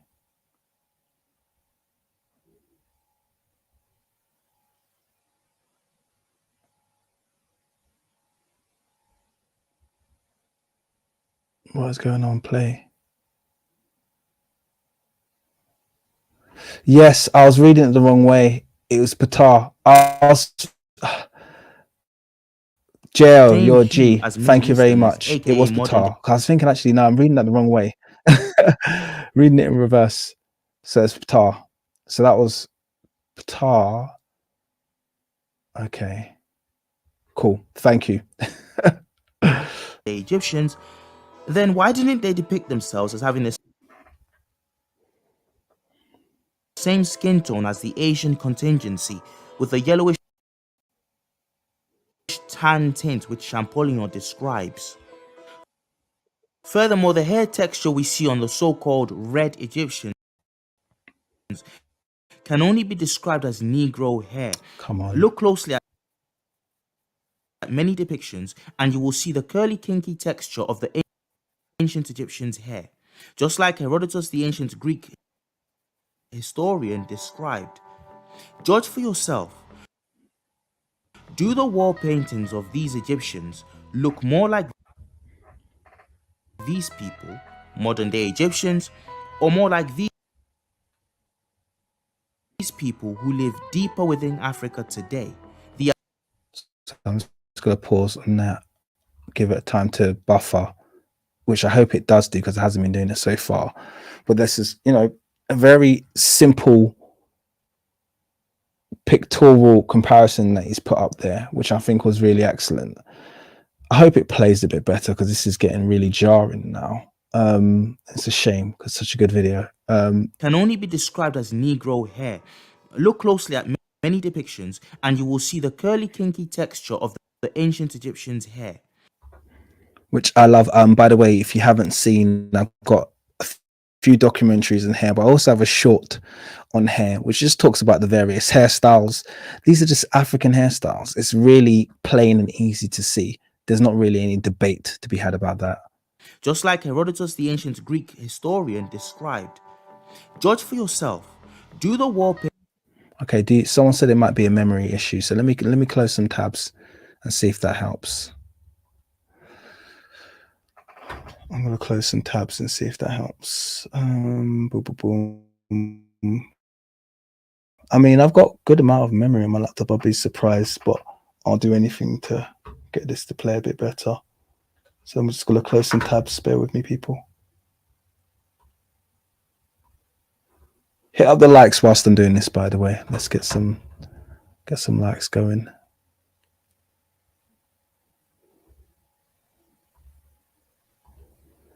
Okay.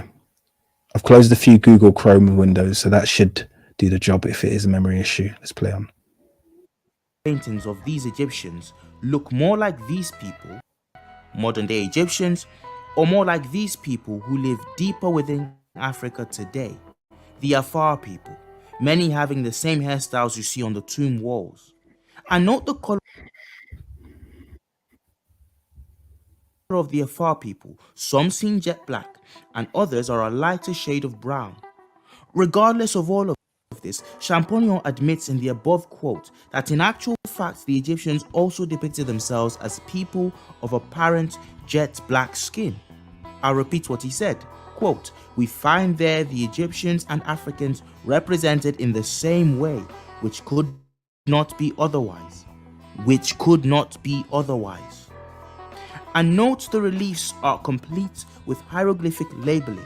It's almost as if the Egyptians knew there'd be racists thousands of years in the future trying to misrepresent them. In the end, you can see why Champollion..." And that's a really funny point that he raises there. I know he's just said it in a tongue-in-cheek way, but in many ways, it's almost like the ancient Egyptians did see into the future because they painstakingly carved their image. Just think about how many images we have carved into walls, how many statues. There was like, all right, we're going to build a statue showing exactly what we looked at. We're going to make it not out of wood, but out of stone, granite, and we're actually going to pick granite that is the same color as our skin. That's how far they went. They're like, it's not going to be enough for us to just get limestone and paint it, because they'll change that. It's like they knew. They're like, no, go and get brown rock from wherever you find brown, metamorphic rock that can't be tampered with. We're going to make brown statues made out of granite. So they know exactly what we look like. That's crazy. And it's wild that if they didn't do that, we'd have nothing. Imagine if the ancient Egyptians didn't do that. We'd literally have nothing.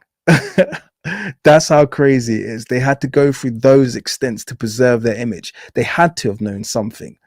I know that sounds wild, but that's what I firmly believe. They had to know what was coming.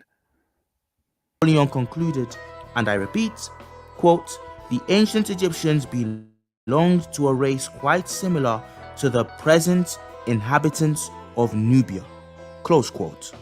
But with that, we can all pack up and go home, right? Come on, y'all must be new to this game.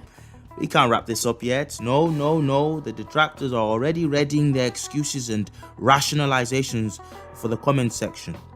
We need to make this completely airtight and undeniable. But before we do this, I would be remiss not to point you to the amazing channel of Kweli Mika, who has several videos on this topic and on whose giant shoulders I am standing. He has a more detailed video on the skin color of the Egyptians and why and how they depicted themselves. I'm just going to pause it there. So remember we spoke earlier about the alternating colors. So you can just about see it in that image there. This is a protocol, okay, when the artwork is not tampered. When the artwork's tampered and you have people overlapping and they're all the same skin color, that's a really big clue, because that's a breaking of Kemetic protocol when it comes to art. So you can see there, they're alternating between two colors of common skin tones found in ancient Egypt. Yeah, you can put the Discord link in the chat, Jo, if you want to. Yeah, if people are asking for it, that's absolutely fine. In the ways they did. Please go and check out his video on this topic and his other work. A link is in the video's description below. Seriously, Mika is an amazing researcher and absolute treasure. Now, having seen what who's still in the chat? You know what? I just had a thought. I don't know why I didn't think of this before. Trill Black, Kapruki. I'm gonna be a bit exclusivist with this. I know that's not very fair. If either of you two dons want to join me in, you are very welcome. By the way, you're very welcome. Let me know in the chat if you want to join me. By the way, because I think it'd actually just make this a little bit more entertaining as we drawing closer to a close. So yeah, both Trillback and Kapruki, the invitation is open. Let me know if you want to join me, and I'm going to yeah, I could invite you, but I haven't checked you out yet, and I do have this kind of like due diligence policy. That's what I'm being a bit mean. All right, you know what? Oh my gosh, even Dina Depina's here, guys. This is turning out to be like a real. I'm not prepared for this. This was supposed to be a lazy one for me, and I'm looking in the chat, and it's just filled with the creme de la creme of researchers. If you don't know who Dina Depina is, and you haven't checked out her reconstructions, I don't know what time it is. All right, look, you know what I'm gonna do? I'm gonna have to put the link to the live stream. I'm gonna have to put it in. Okay, I'm gonna have to put it in, and I'll see who I join. There's no guarantee that I'm gonna let you join. Okay, but with the amount of celebs I've got turning up today. And by the way, that's not a no forever. Any of you guys, including you, Yar, is real. That's not a no forever. It's more a case of let me check you out. But you know what? Let me see, because I might let you join if we get a bit of a panel going. So let me just quickly get the invite link. I'm gonna pop it in the chat. All right, and I'll see. Right now, I'm being a bit exclusivist. I'm gonna say that's only open for the celebs, but try your luck. We'll see how it goes. When I see you appear on the stage, I'll make a decision to let you join or not. Antonio the Younger had to say on this issue. Let's take a look at what an even earlier visitor to Egypt said on the topic. Constantine Francois Volney was traveling and exploring the ruins of ancient Egypt well before it became a fashionable thing in Europe. In his day, he was recognized even by his rivals as a major authority on ancient Egypt. Here's what Volney had to say in his book, Travels Through Syria and Egypt. Quote, "If we consider the distinguishing features of modern Egyptians, we find them all characterized by a sort of yellowish dusky complexion, which is neither Grecian nor Arabian. They have all a puffed visage, swollen eyes, flat noses, and thick lips. In short, the exact countenance of a mulatto. I was at first tempted to attribute this to the climate, but when I visited the Sphinx, I could not help thinking the figure of that monster furnished the true solution of the enigma. When I saw its features precisely those of a Negro, I recollected the remarkable passage of Herodotus in which he says, 'For my part, I believe the Colchians to be a colony of Egyptians, because like them, they have black skin and frizzled hair.'" I love the fact that he's pulling up the alleged Afrocentric quotes to support his viewpoints. You know, and we're talking about, you know, the height of, you know, colonial Europe, or approaching colonial Europe here, and he's quite clearly got exactly the same viewpoints as the ones that we're espousing. You know, explain that if you can. If you can, please do explain it. And can I say a big thank you to Stephen Carter? Thank you very much, my brother. He says, thanks again, my dear brother. You are doing the Lord's work. I wish I could help you more on this sacred task. Well, you are helping me. You're helping me a lot by making these very generous donations and also being here and supporting and sharing. So thank you. And obviously, big thank you to Trill Black for this excellent content, because it just means I can connect with my community without doing that much work, which is amazing. Massive shout out also to Surfactant, who's always supporting the cause. And he says he's supporting the cause. The homie Trill is always amazing. I agree. Always high quality content coming from Sir Trill Black. So thank you, both of you, for your very generous donations. I really, really appreciate them. Let's carry on.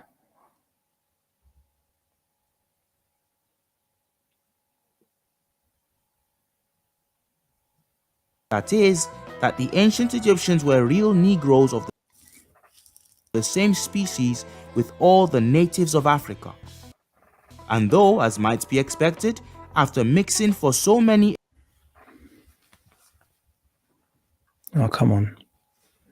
ages with the Greeks and Romans, they have lost the intensity of their first color, yet they still retain strong marks of their original conformation. End quote. So not rocket science there. It's not really rocket science, is it? He's been quite clear. He's like, I've come to Egypt. These people are mixed. Okay. They've definitely got African features. All right. But it's not as intense as what I'm seeing on the artwork. So similar, probably, and this was probably less so. They're even more mixed now, and less, less extreme to what he was saying back then. But the point is that Valny could clearly see what was going on. There was no controversy for him. Yep, they were really black, and now they're mixed as a result of, the various invasions, that we all know have taken place in the region. No rocket science there. It doesn't require rocket science to essentially just honestly report on what you're observing and marry that with the history, the known history of the region. No fabrication required. Okay, this is what we're getting. This is just, undiluted truth, which is what you tend to get with the older sources, which is why this is such a powerful video that has been put together by our brother Trill Black. I've noticed when I press play on the video itself, it always does that. I need to press play down here. Maybe that will help. Come on.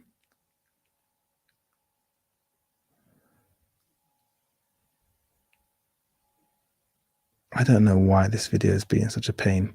I want to say a big thank you to Dina.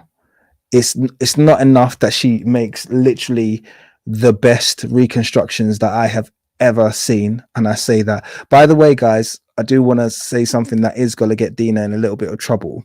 If you're wondering why I've been a little bit lax with the reconstructions recently, it's her fault.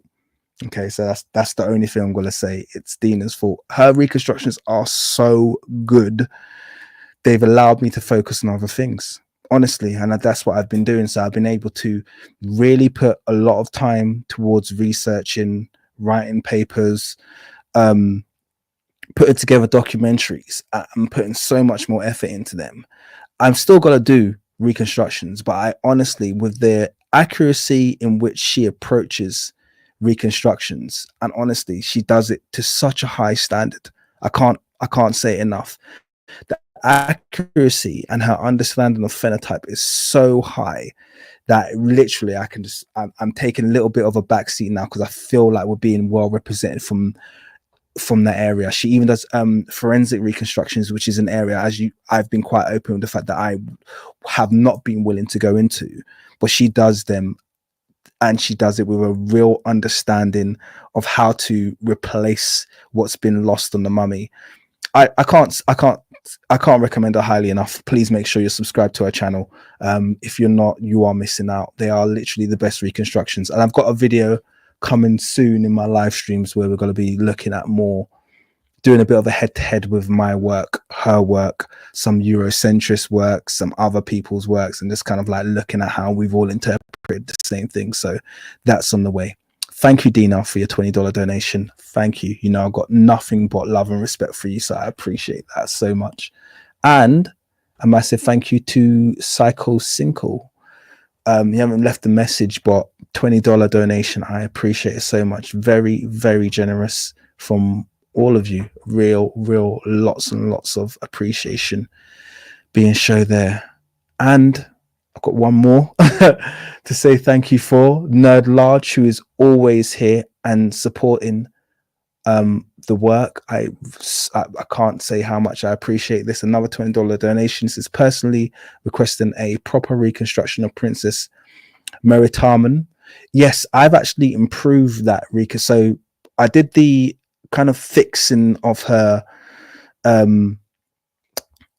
sarcophagus, which I shared with everyone, or her coffin, I should say, which I shared with everyone, and it wasn't perfect. I've actually improved it greatly since I shared it on my community post, and I think I might ask Dina if she finds the time to turn it into an actual person, because I've done the restoration of the coffin. It would be great, but I don't know. We'll see if Dina could do that at some point. It'll be amazing to see her turned into a real person. Amos Meritam, and I absolutely agree with you.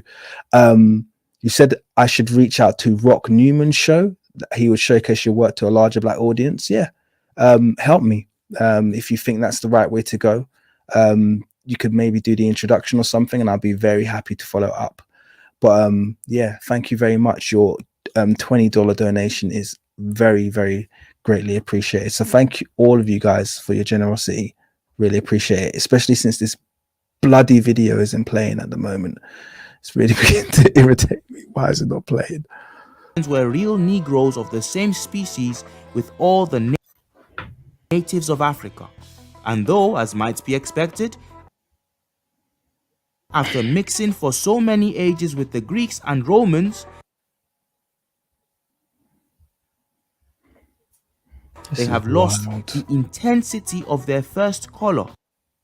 All right, I'm going to pause it, and I've got someone waiting from the invites that I gave, and it's Yars Very Real, and I'm actually willing to bring you onto the stage. Have you got let me quickly add to the stage. Hello. How you doing, sir? Oh man, I'm starstruck.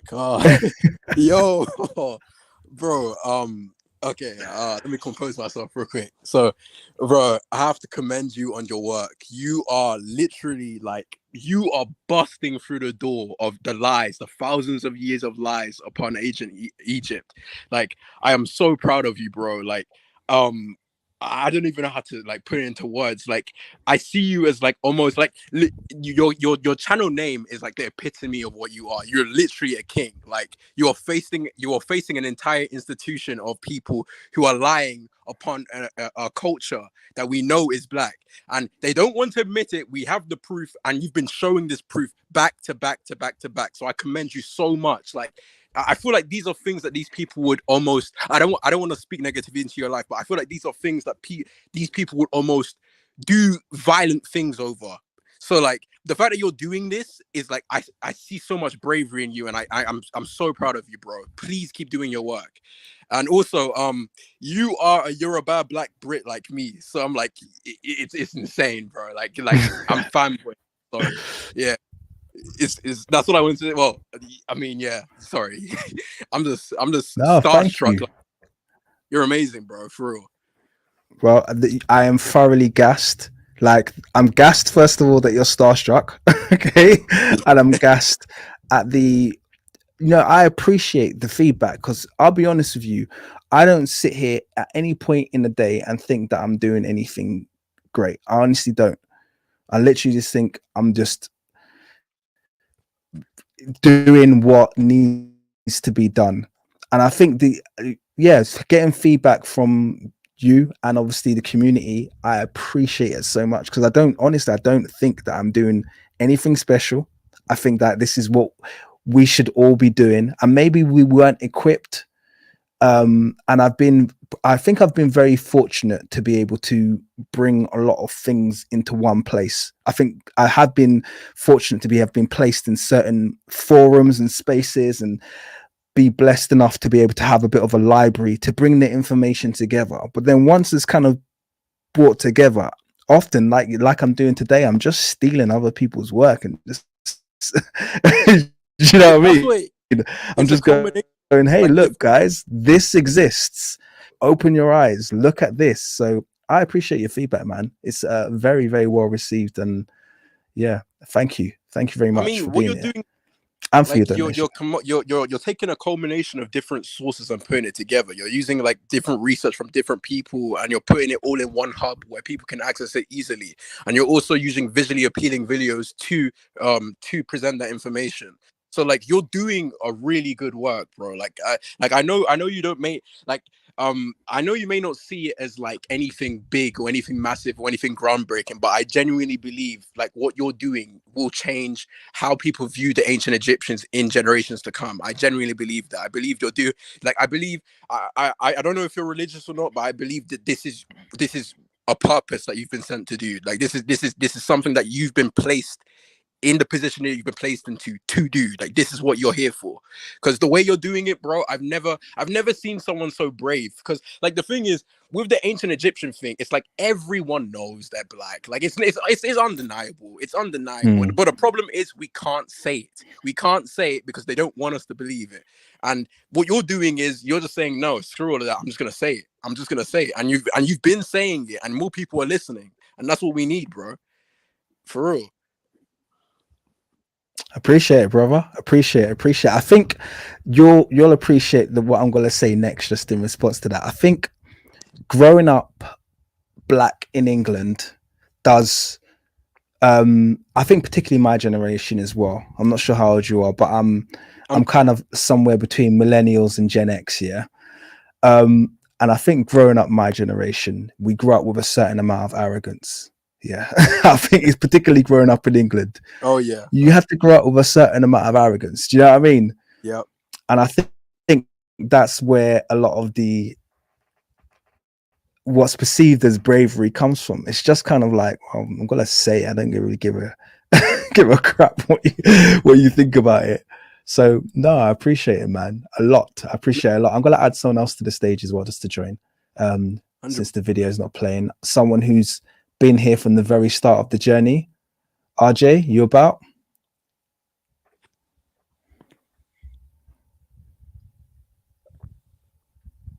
Hello, RJ, you there?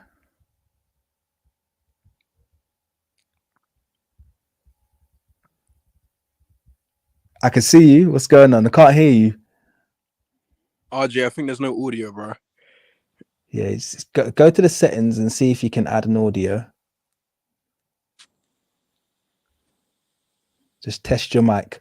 But yeah, so no, I really appreciate the feedback. I'm glad I got you on the channel now. I'm glad I let you on, man. I really appreciate it, man. Fanboy, like I can't lie. Like every single video you've been posting, I'm there. Like I haven't been commenting much because I've just been building my little thing in the background.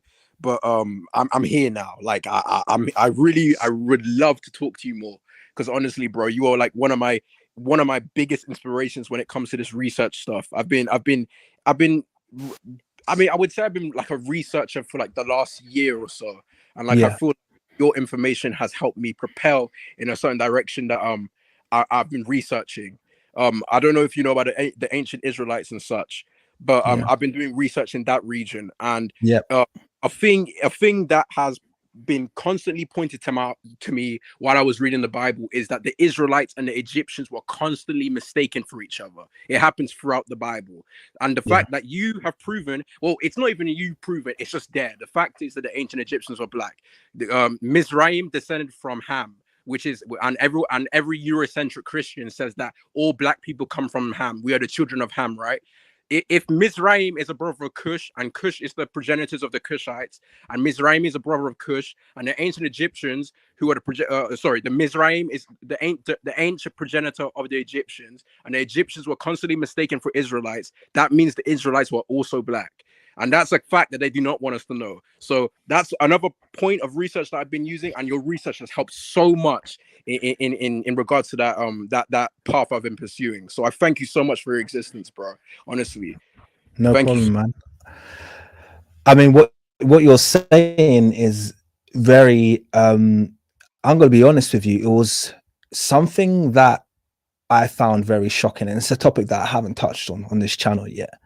But one of the things that I find very, very shocking was when I started looking into, obviously, the Moorish history, the Moors in Europe, which is a subject that I touch on occasionally, and we'll be doing a more detailed video on. But then learning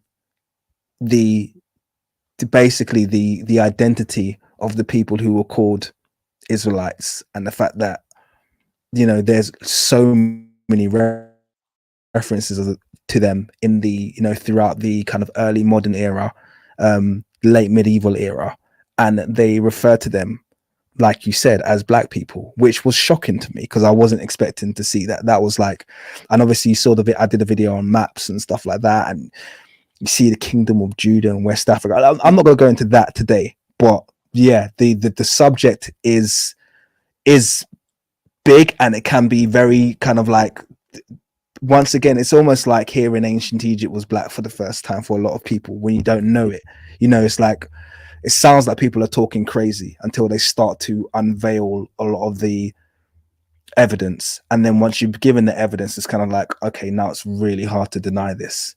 So yeah, it sounds like it's an amazing journey that you're on.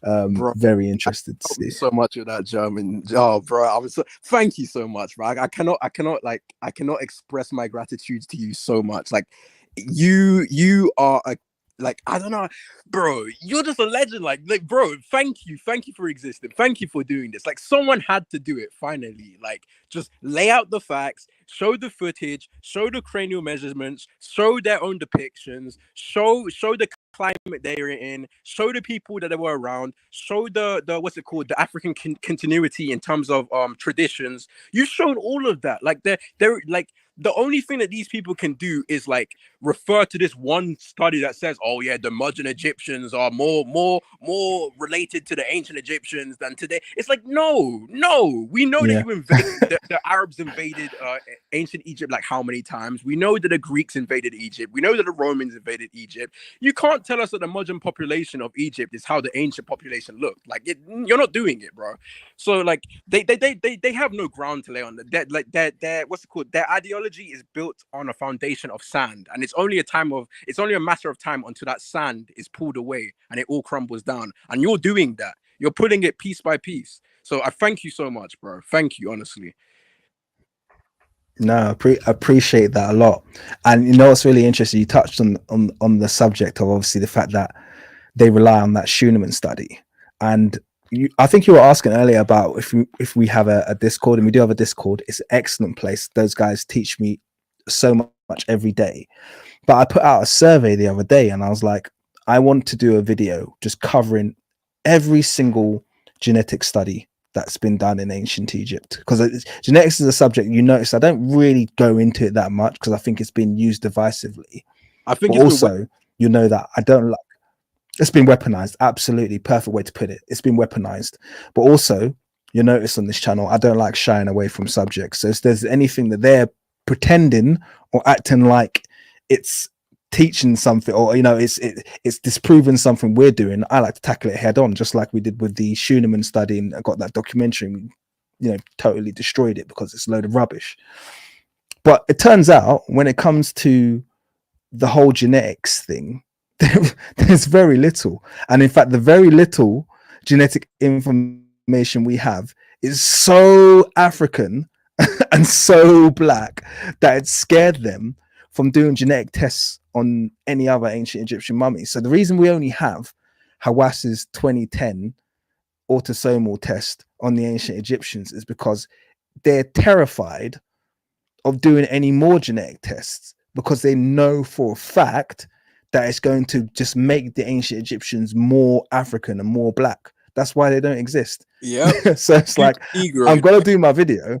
Yeah, it's like they are terrified of releasing this. So it's like even the genetic argument, which puts so much weight in their hands in terms of how they interpret and, like you said, weaponize that information, even that is going against them, which is, yeah, it's wonderful to see.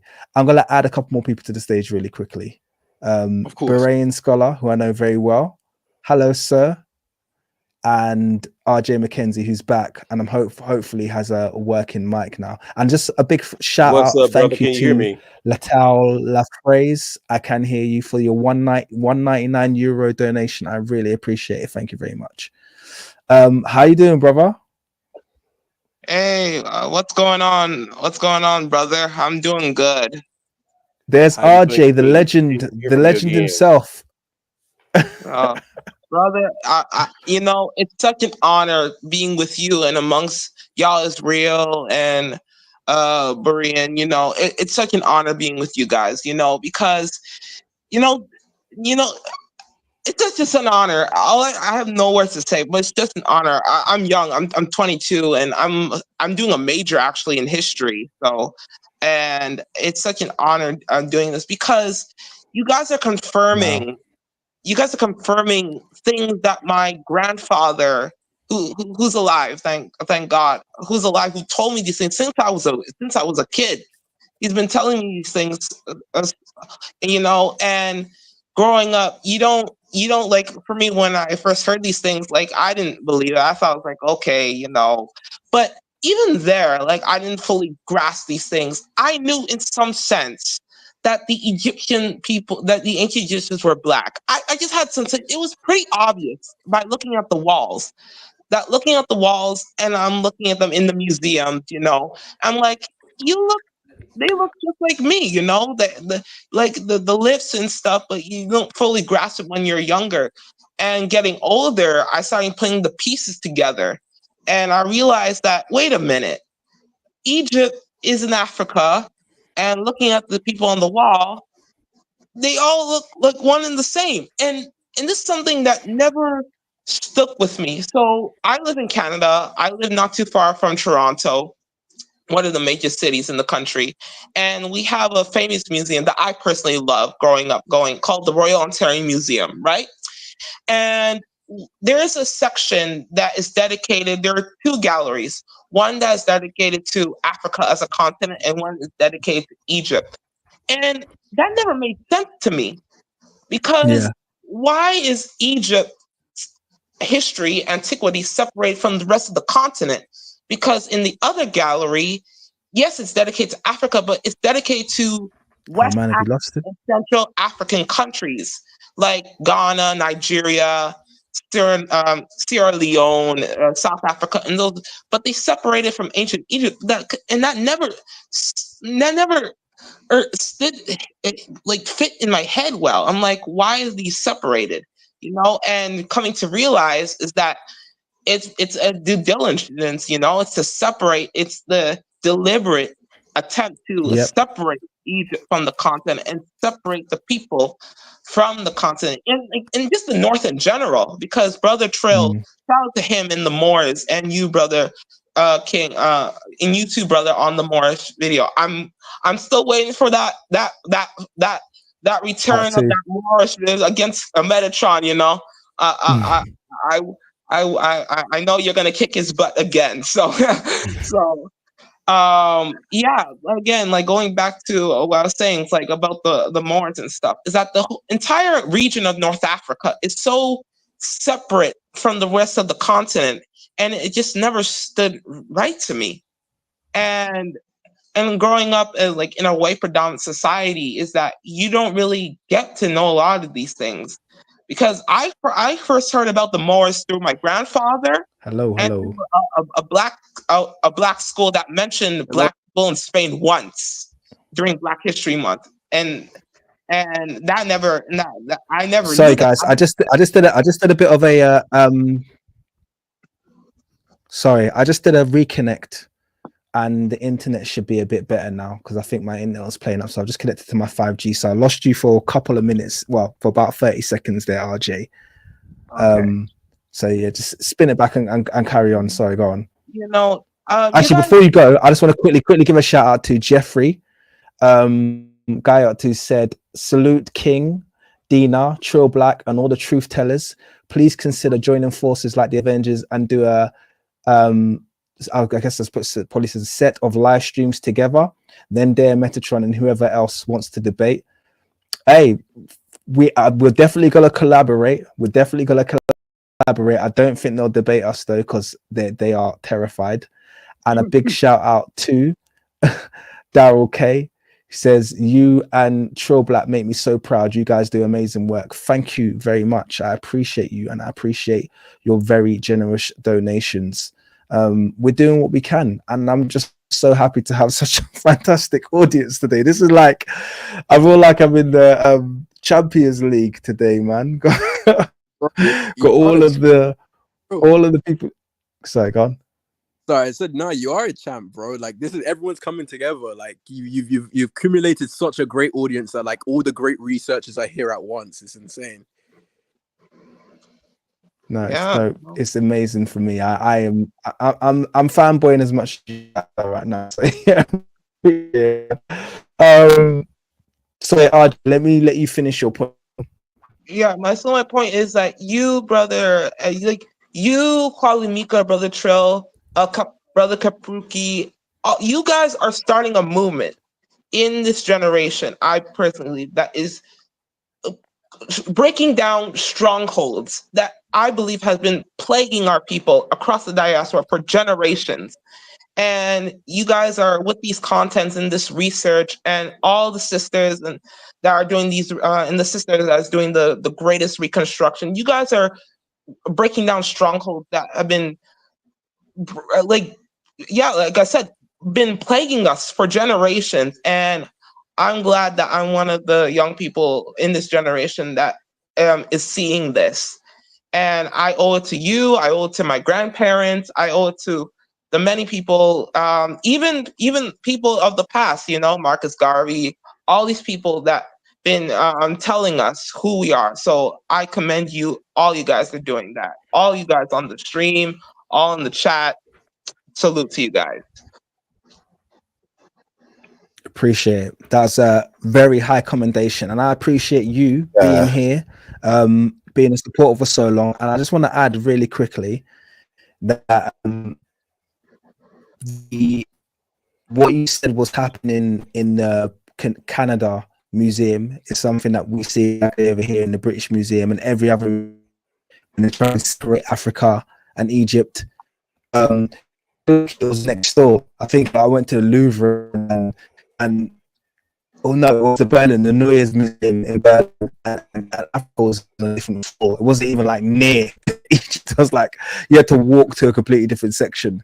So yeah, what they're doing when they try to separate Africa and Egypt is it's just very typical of what we see. But yeah, I mean, I also don't think I do. I know I keep saying it, but like, even if you look at the arguments, many of the arguments that I raised, some of them are new, but a lot of them would be things that Diop said. I think we live in this generation now where it's kind of like, this is the time now to shine a light on all the great scholarship. I'm doing a video right now that's respond to Metatron's video about the Moors. And most of I'm getting from scholars that exist already, you know, just bringing it together. Like you said, as a researcher will do. And you are the next generation, by the way. You're doing a major in history. So I look forward to the research you put out, the papers you put out, the videos that you release. Yeah, let's be our own educational resource, man. You're inspiring me as much as I'm inspiring you. So I appreciate your feedback, man. Thank you. Shout out to Nubian Queen for your £5 donation. I haven't said anything, but I appreciate you very much. And awesome. Ice T, you didn't need to send a donation because you already joined me as a support, as a member, channel member. But I appreciate you've made another 35 rand donation. Thank you very, very much. I appreciate your support and your love, brother. Much, much love. Berean, I want to let you speak.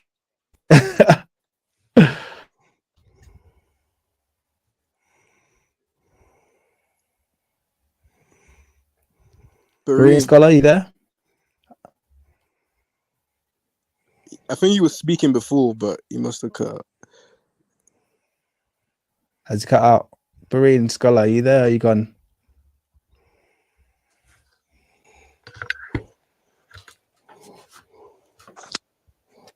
Berean, I think your mic Berean cut Scholar, out. you there?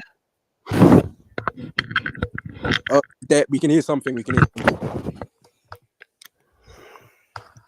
Berean Scholar, you there? I'm here. Can you hear me?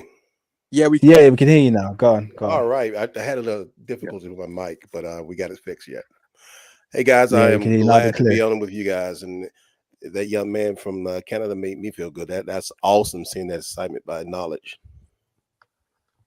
Definitely. King, you are doing a great job, and yeah, the person you brought on, I forgot it, the young lady you highlighted. I started following her the last time you highlighted her, and she does great work. Yeah. Dina.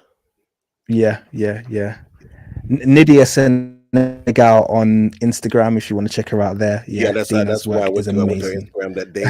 that episode you brought her on, and she does great work. You're right. The details in her reconstruction are good. But yeah, I had a gentleman that I heard the program that you came on my channel with, and he called me after that program because he went to school with a person who went on a dig at his university. He came back and he asked him how was it. He said, well, he was excited by being able to go to Egypt, but he didn't understand why his professor didn't bring everything to service. He said, what you mean? There's some stuff they intentionally did not bring out. Wow. He said there was stuff that he saw that showed the true African origin of some of the people they were researching, and they left that stuff alone. I said, you joking. You're making this up because you know who I am. I mean, no, this actually happened. There's a person who went on a dig as a grad assistant at a university in the States. I believe that. And shall I tell you something just to compound that? Because that is just, it's shocking and scary when you say it, but it's also, I think, a widespread practice.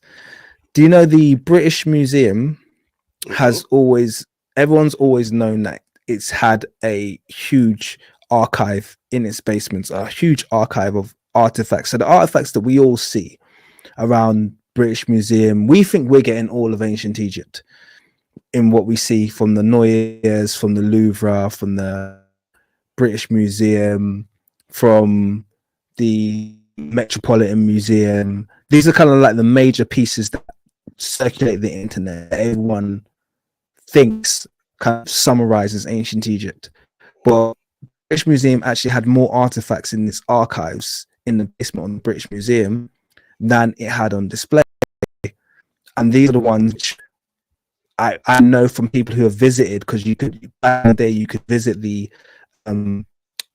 archives of the British Museum, get kind of a special pass and visit them. And I'd met a few kind of like black historians who had visited and said these artifacts are wild, but obviously you can't take pictures, you can't do anything like that when you're down there. So the reason I say this is because Trill Black actually done a video on this, and this is another video that I feel like I'm gonna have to do a reaction to. He did a video where essentially, if you went on eBay in the last 2 or 3 years, or maybe even 4 years, you could actually buy ancient Egyptian artifacts for really cheap, genuine artifacts, and they were popping up on eBay. I should be like, what? The British Museum were allowing these black African artifacts, ones that are ancient Egyptian ones that are very overtly black, there was a big conspiracy in that they were all, most of them were stolen and put up for sale. In essence, the British Museum allowed artifacts to be stolen because essentially they're nowhere in the information age right now. Those artifacts to be stolen than for them to come to life. Not just British Museum, but worldwide, to keep the diaspora in the dark on who we really are. I mean, it's horrible. Yard's real. He was right. You know, that's the same thing I told you when you did the live with me. Your work is great. You're doing a part of the work that, you know, my part of the work is probably the same line as Yard is real, but we need to know where our history is and where our ancestors are, and that's a conspiracy to whitewash all of the stuff that we did in history, all the stuff the Moors did, all the stuff that the ancient Israelite did, all the stuff is whitewashed. 100%. There's a definite conspiracy to whitewash. Yeah, so I mean, this is, you know, we know what we're up against. I think the more we're aware of what we're up against, and like I said, a lot of this is why I'm convinced most of this is going to boil down to us really taking ownership of our own education, which I firmly believe we can do. I firmly believe we can do that. I don't think we need to. The age of appealing to authority for a handout and for inclusion, that's the word. The age of appealing for inclusion is over. We don't need to appeal for inclusion. You're right. It's time to set up our, you know, it shouldn't be difficult for us to set up our own systems of education and structures. And even if they start small, like we're doing here with our channels and our forums, and they grow, that is not difficult. Particularly in Africa, it should be really easy to do this. You know, I mean, look at the Library of Timbuktu. Like they were the biggest universities, as you said. Like you made a video about this. Like we've had our own education systems like for centuries. So like we can do this. We're very capable people. And you're right. The Library of Timbuktu had the biggest sources of books at that time, and they tried to destroy that. And even now, even on this platform, they try to suppress who get to see us. And I'm going to make a plea to everybody who's listening to King's Monologue and all the other channels up there. When you listen, please please share. It doesn't cost you anything to do that. Like and share so the information can get out. That's the way you can bypass the attempt to keep these people who govern our what would you say the way they make sure that people don't find you. Yeah, when you share like the gatekeepers, you help us bypass that. So please support that knowledge getting out. Thank you. I firmly approve that message. We got to support each other. Yeah, absolutely. And y'all, man, you got to get together, buddy. Oh, bro, hit me up anytime, man. Please. Like, I give you my Twitter is the same as my name on here. It's just Yaz Very Real. So, yeah, please. Amazing.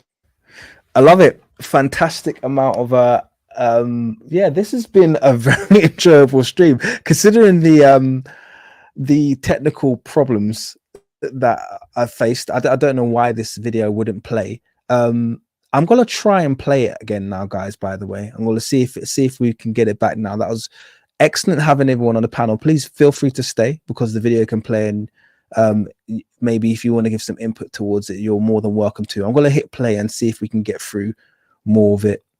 So let's go. Yet they still retain strong marks of their original conformation. End quote. I can't hear it. This is actually quite sad to read.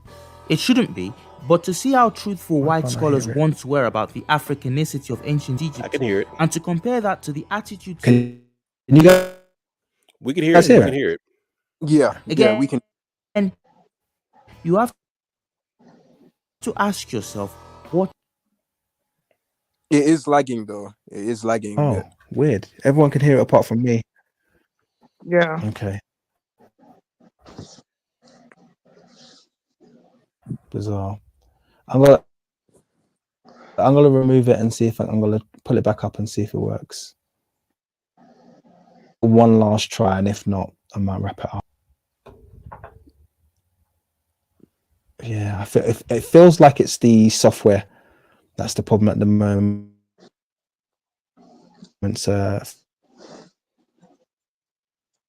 For some, closing down some more windows.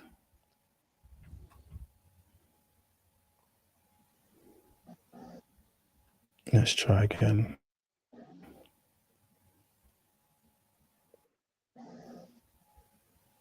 Say, quote, No, it's not going to work. how are we astonished Oh, there we go. when we reflect that to the race of Negroes at present our slaves and the objects of our extreme contempt, we owe our arts, sciences, and even the very use of speech.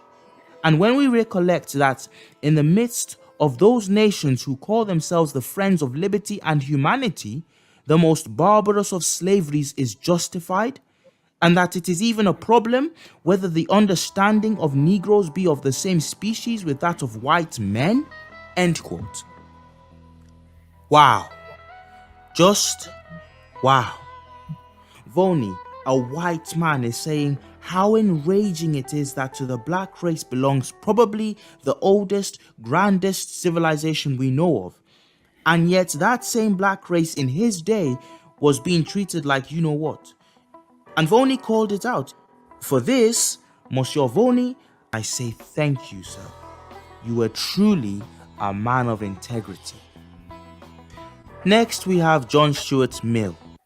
And I think that I like the fact that Trill Black mentioned integrity there, because this is one of the things that does ring in my head a lot when I consider some of the people who kind of try to, make arguments against what we do, or, in the face of overwhelming evidence, still will adamantly say, no, they were not black, or, we'll have a problem with, essentially any depiction of ancient Egyptians being black. It's like, where is your integrity? Where was integrity when Schunemann did that study?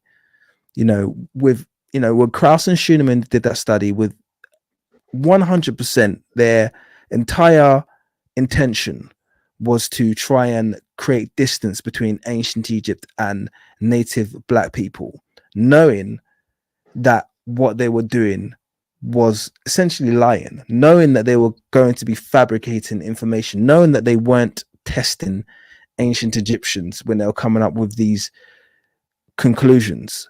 Where is the integrity? What would drive someone to do this? And this should be where your question marks raise everyone who's listening. This is where your ears should prick up, because the question always is, then what are you hiding? What are you fearful of? Because you're only gonna react like that to people that you're fearful of. I said before, if you're gonna take a section of people, if you're gonna call black people, if you're gonna look at us on a global scale in terms of how people view our history, we don't need any further denigration. Our history has already been turned on its head. So if what you're saying is true, by default of just leaving us alone, it should be very simple that only the truth will continue to go out, which if you're saying the truth is that we haven't done anything, then that's what will come out. But you can see we get the exact opposite of that. What we get is this continual need to suppress and to hold down and to attack anything that we do.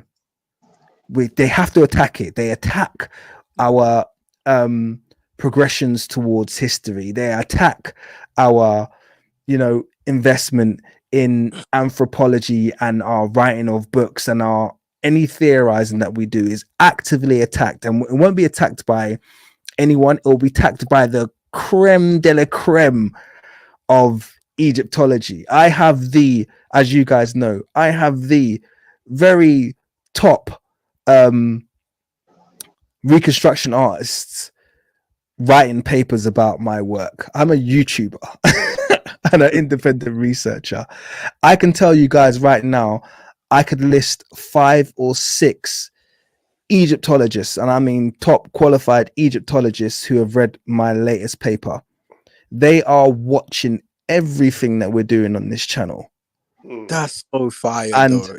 That's so fire, bro. You got their eyes on you, bro. Like you're really. I'm telling you, bro. You're kicking in the door. You're kicking in that door, bro. well, I know they're watching. Put it that way. I know they're watching. So it's like the like I said before, the quote, you know, thou doth protest too much. I always mention that, but that's what comes to mind when I see the way they react. When you see the way the Egyptian antiquities react to a quote by Kevin Hart, and you know, awesome. Yeah, you're right. It's why would that offend you? If what we were saying was rubbish, it just wouldn't need a response. You know, if you know, like I said, if an Inuit comedian came out and was like, "Oh, the ancient Egyptians were Inuit," do you think the Egyptian antiquities would respond? They wouldn't respond. They'd just ignore. I think yeah. Williams put it best. If you don't like something, why would you pay attention to it? Exactly. If you don't, if something annoys you, you would do everything in your ability to get away from that thing that annoys you. You wouldn't pay attention to it. You wouldn't acknowledge it. You wouldn't even talk about it. For some reason, what we say annoys them, but yet they keep talking and looking at it. It says something. That's exactly what Cat Williams said in his interview on the Joe Williams show. He said that the person who knows the truth, if he didn't like us, why do they pay so much attention to them? Because they know where the truth's at. And when they see the people, oh, they're finding out the truth. They don't want that. Absolutely.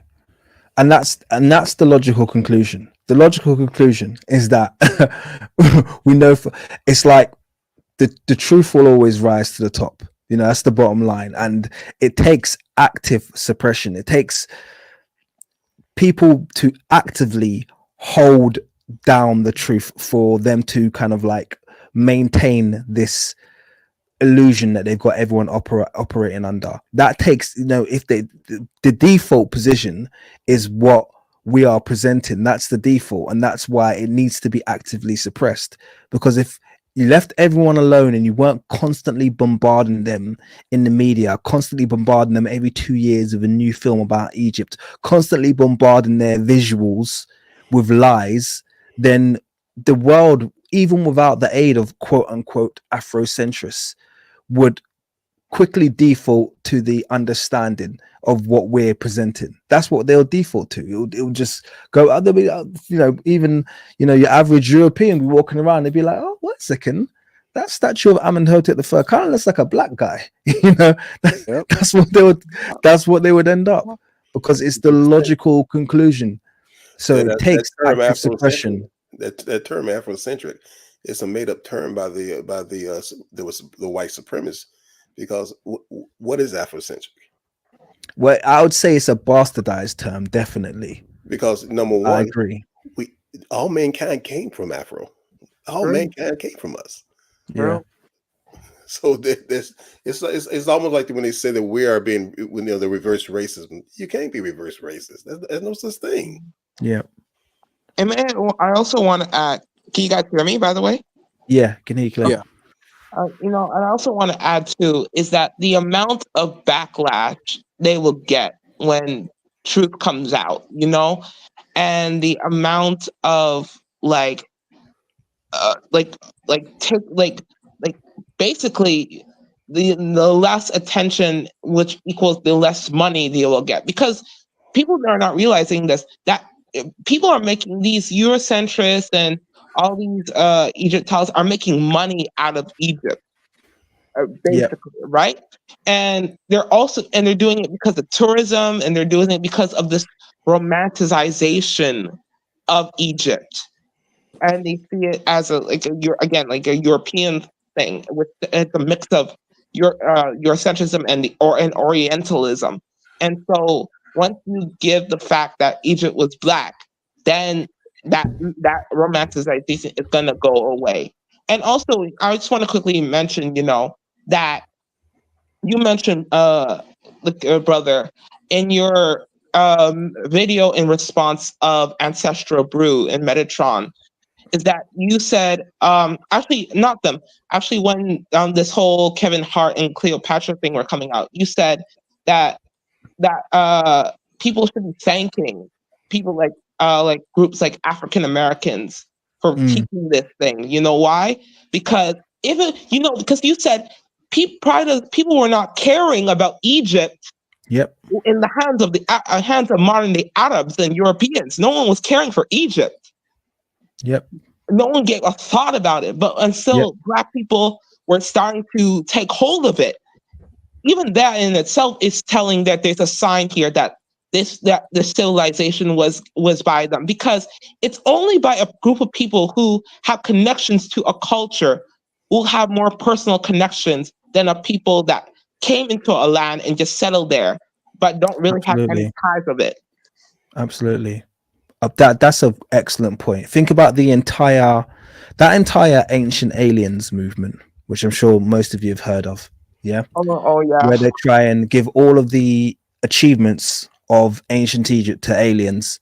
That only exists because of African researchers, Black researchers, American researchers. Yeah. That's why it exists, because they were the ones who started to highlight the ingenuity of the ancient Egyptians. Okay. I've got my book Egypt Revisited, which goes into depth about the scale of the pyramids and the technology behind them. These are all things that Egyptologists knew and weren't talking about. They weren't highlighting. It was the African scholars that were turning around and said, actually, you know what? The pyramid and the Sphinx is probably 10,000 years older than you guys say it is. That was African scholars who said that, first of all. Okay, it was Black scholars who said that, first of all. It was Black American scholars who said that, first of all. All of this stuff is first highlighted by, like you said, the people who actually care about that place. It was G.M. James who first wrote Stolen Legacy and actually inspired Martin Bernal to then write Black Athena. It was G.M. James, Black American scholar, who first said, oh, actually, the ancient Greeks got all their knowledge from Egypt. No one was talking about that before. So it's always these Black scholars who have given ancient Egypt its place, its rightful, well, I wouldn't even say its rightful place. It's coming towards its rightful place in history. But it's Black scholars who first shined the torch on that. And they don't get any credit for it. They turn around and they try and denigrate them and call them Afrocentrists and this, that, and the other. But it's like, hey, you wouldn't even have a tourism industry if these Black scholars hadn't first made Egypt relevant and cool again. Make Egypt great again. Mega. King, Oh, yeah. I like what you did there. King, Yeah. I wanted to ask you something. Yeah. Can you hear me? Yeah, I can. Go ahead. Oh, okay. So I was wondering what your thoughts are on the ancient Egyptians and their relationship to East Africa, because I've been looking into like the origins of human existence, and a lot of things have been pointing to East Africa. One of these things is the Proto-Asiatic languages coming from East Africa, and Proto-Semitic languages coming from the same region. Many scholars have said that this is one of the possible regions where the Proto-Semitic languages were formed. You also have the Nama palette that you pointed out, because I never spotted it before, but you pointed out that those two creatures that have their heads intertwined on that palette, that was you pointed out that was the artificial it was artificially joined. I can't remember what you exactly said, but it was artificially done by the ancient Egyptians. They were the ones who created the Delta. Yeah, the Delta. Exact. Thank you so much. But yeah, you have that as well. You also have the close relationships between the cultural consistency between the East Africans, like the Oromo and such, and the Egyptians, and like things like leopard skins, things like the haircuts they were doing. And you also have there was another thing. Oh yes, Punt, the land of Punt. The land of Punt. It was recently discovered that they used mummified baboons that they took from the land that was taken from the land of Punt by the Egyptians, and they say that the area of Punt leads to East Africa, like Eritrea, Ethiopia, Djibouti, and parts of Somaliland. So we're all like as the ancient Egyptians believed that they came from the land of the gods, as they know as I don't know how to say in Egyptian. It was like Tanager or something like that. Yeah. And with all this combination of evidence, especially with the reconstructions as well, because that was another thing that was another witness. When Dina did her reconstructions, I looked at them and I was like, these guys look East African. They look like Ethiopians. They look like people you would see there today. So like I don't know, that I feel like there's a very strong connection with East Africa and the Nile Valley civilizations, and then modern Egypt, ancient Egypt. What do you think about that? I think that Egypt, or Kemet, I should say, is in East Africa. First of all, let's just get that out there. Okay, it's in East Africa. The whole concept of separating Northeast Africa, and it's in East Africa. It's along the Nile.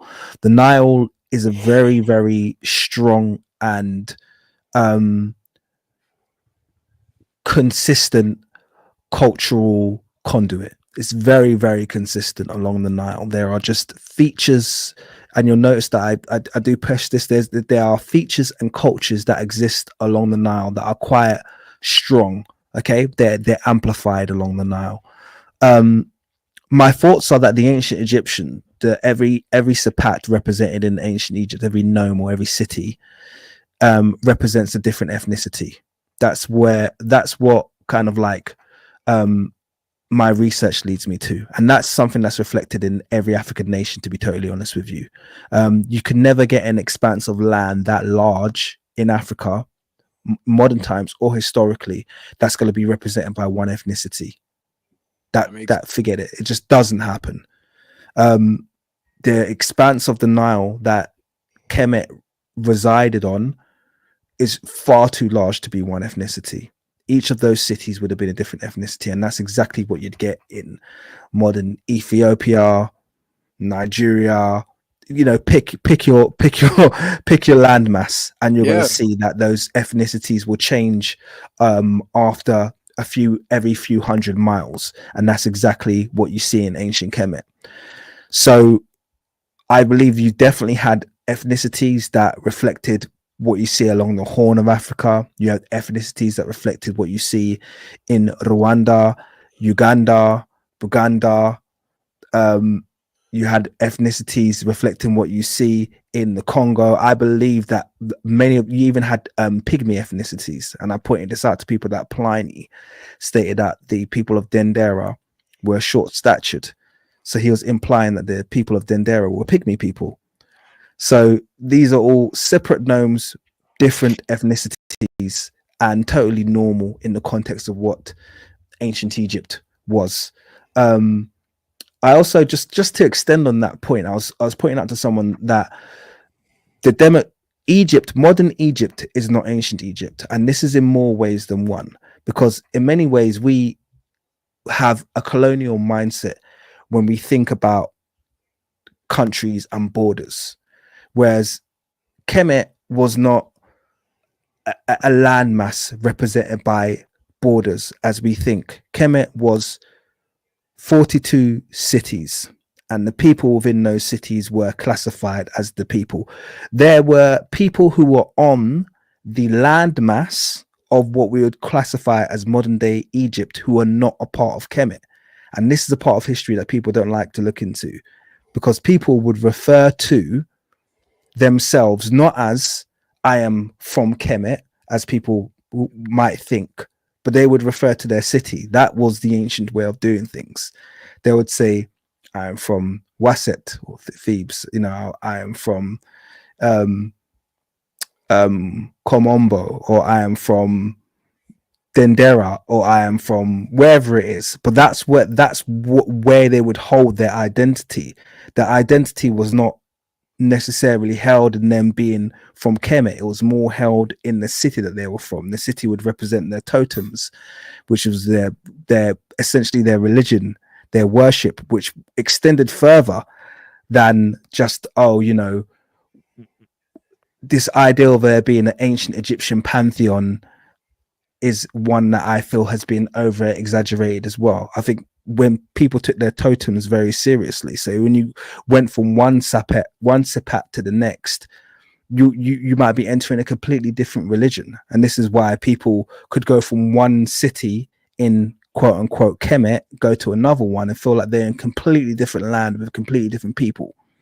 That's perfectly normal, and that's exactly what we see in ancient Kemet, and it's exactly what we see in modern Africa.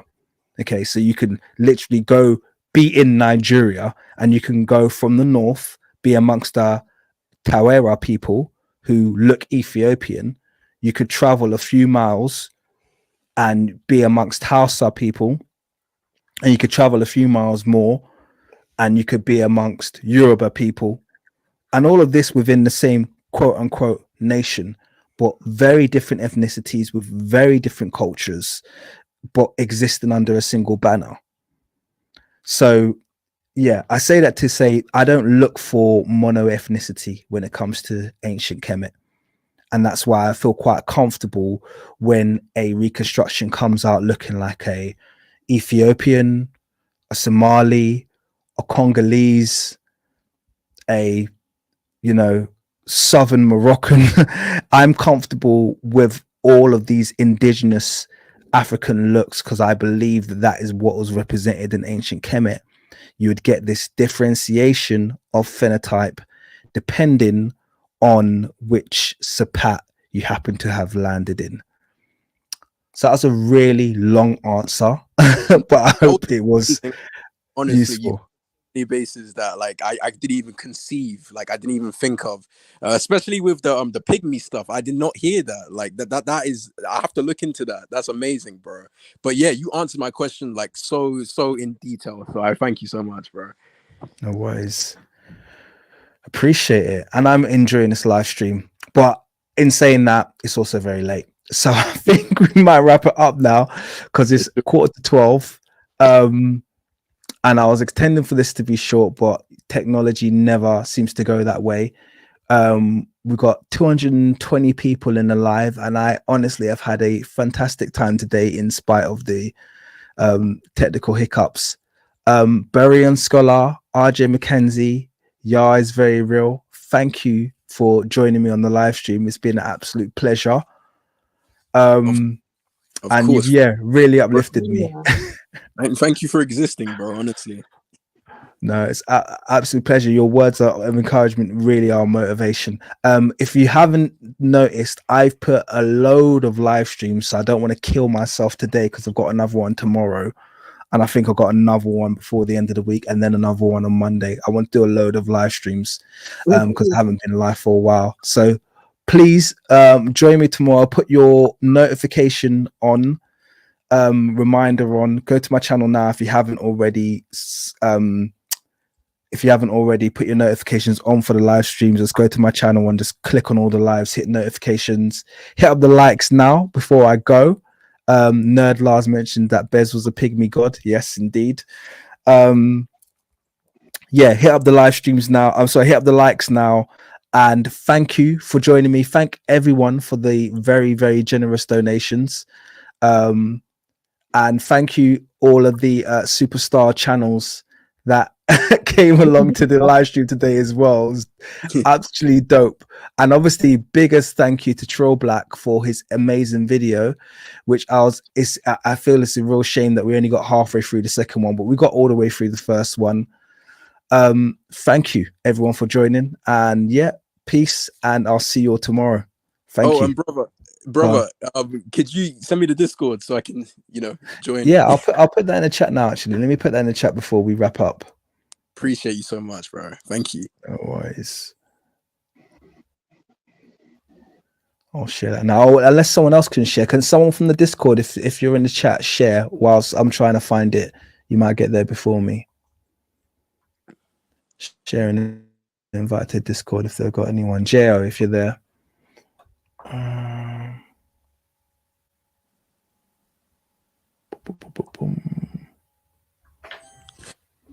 that's my food.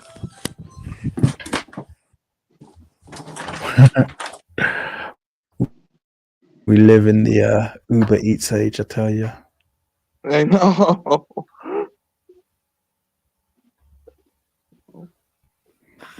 I'm just finding the link and I'll pop that in the chat in a second. And also, brother, if you don't mind, I want to give it like a shout out to Know Thyself and Kapruki, Mr. Imhotep. Even though you didn't see those two in the chat, I still want to give a shout out to them as well because they're also part of this Black Avengers, and that they're doing great work as well. So yeah, and Grassy C too, brother Grassy C too. He's been great as well. So shout out to them. This is an army we're building up here. So amen. And any and let me first of all co-sign every single shout out you made there, guys.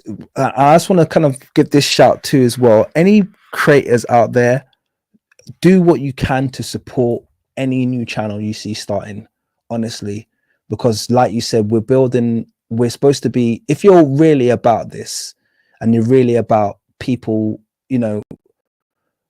learning our history, learning Black history, learning African history, learning about the melanated footprint across the world, if you're really about it, then you should have no qualms supporting people who are trying to do the same thing. So I just want to kind of put that out there, guys. Be supportive of people when they're doing their work. Let's support each other because it will make everyone grow quicker if we're willing to do that. So yeah, I appreciate the shout outs there. Definitely all of those people get a big thumbs up from me. Yeah, cool. Have a good one, everyone. Thank you for that last that was a good note to finish on. And I'll see you all tomorrow, whoever's joining me on the stream. Peace. The Discord link is in the chat.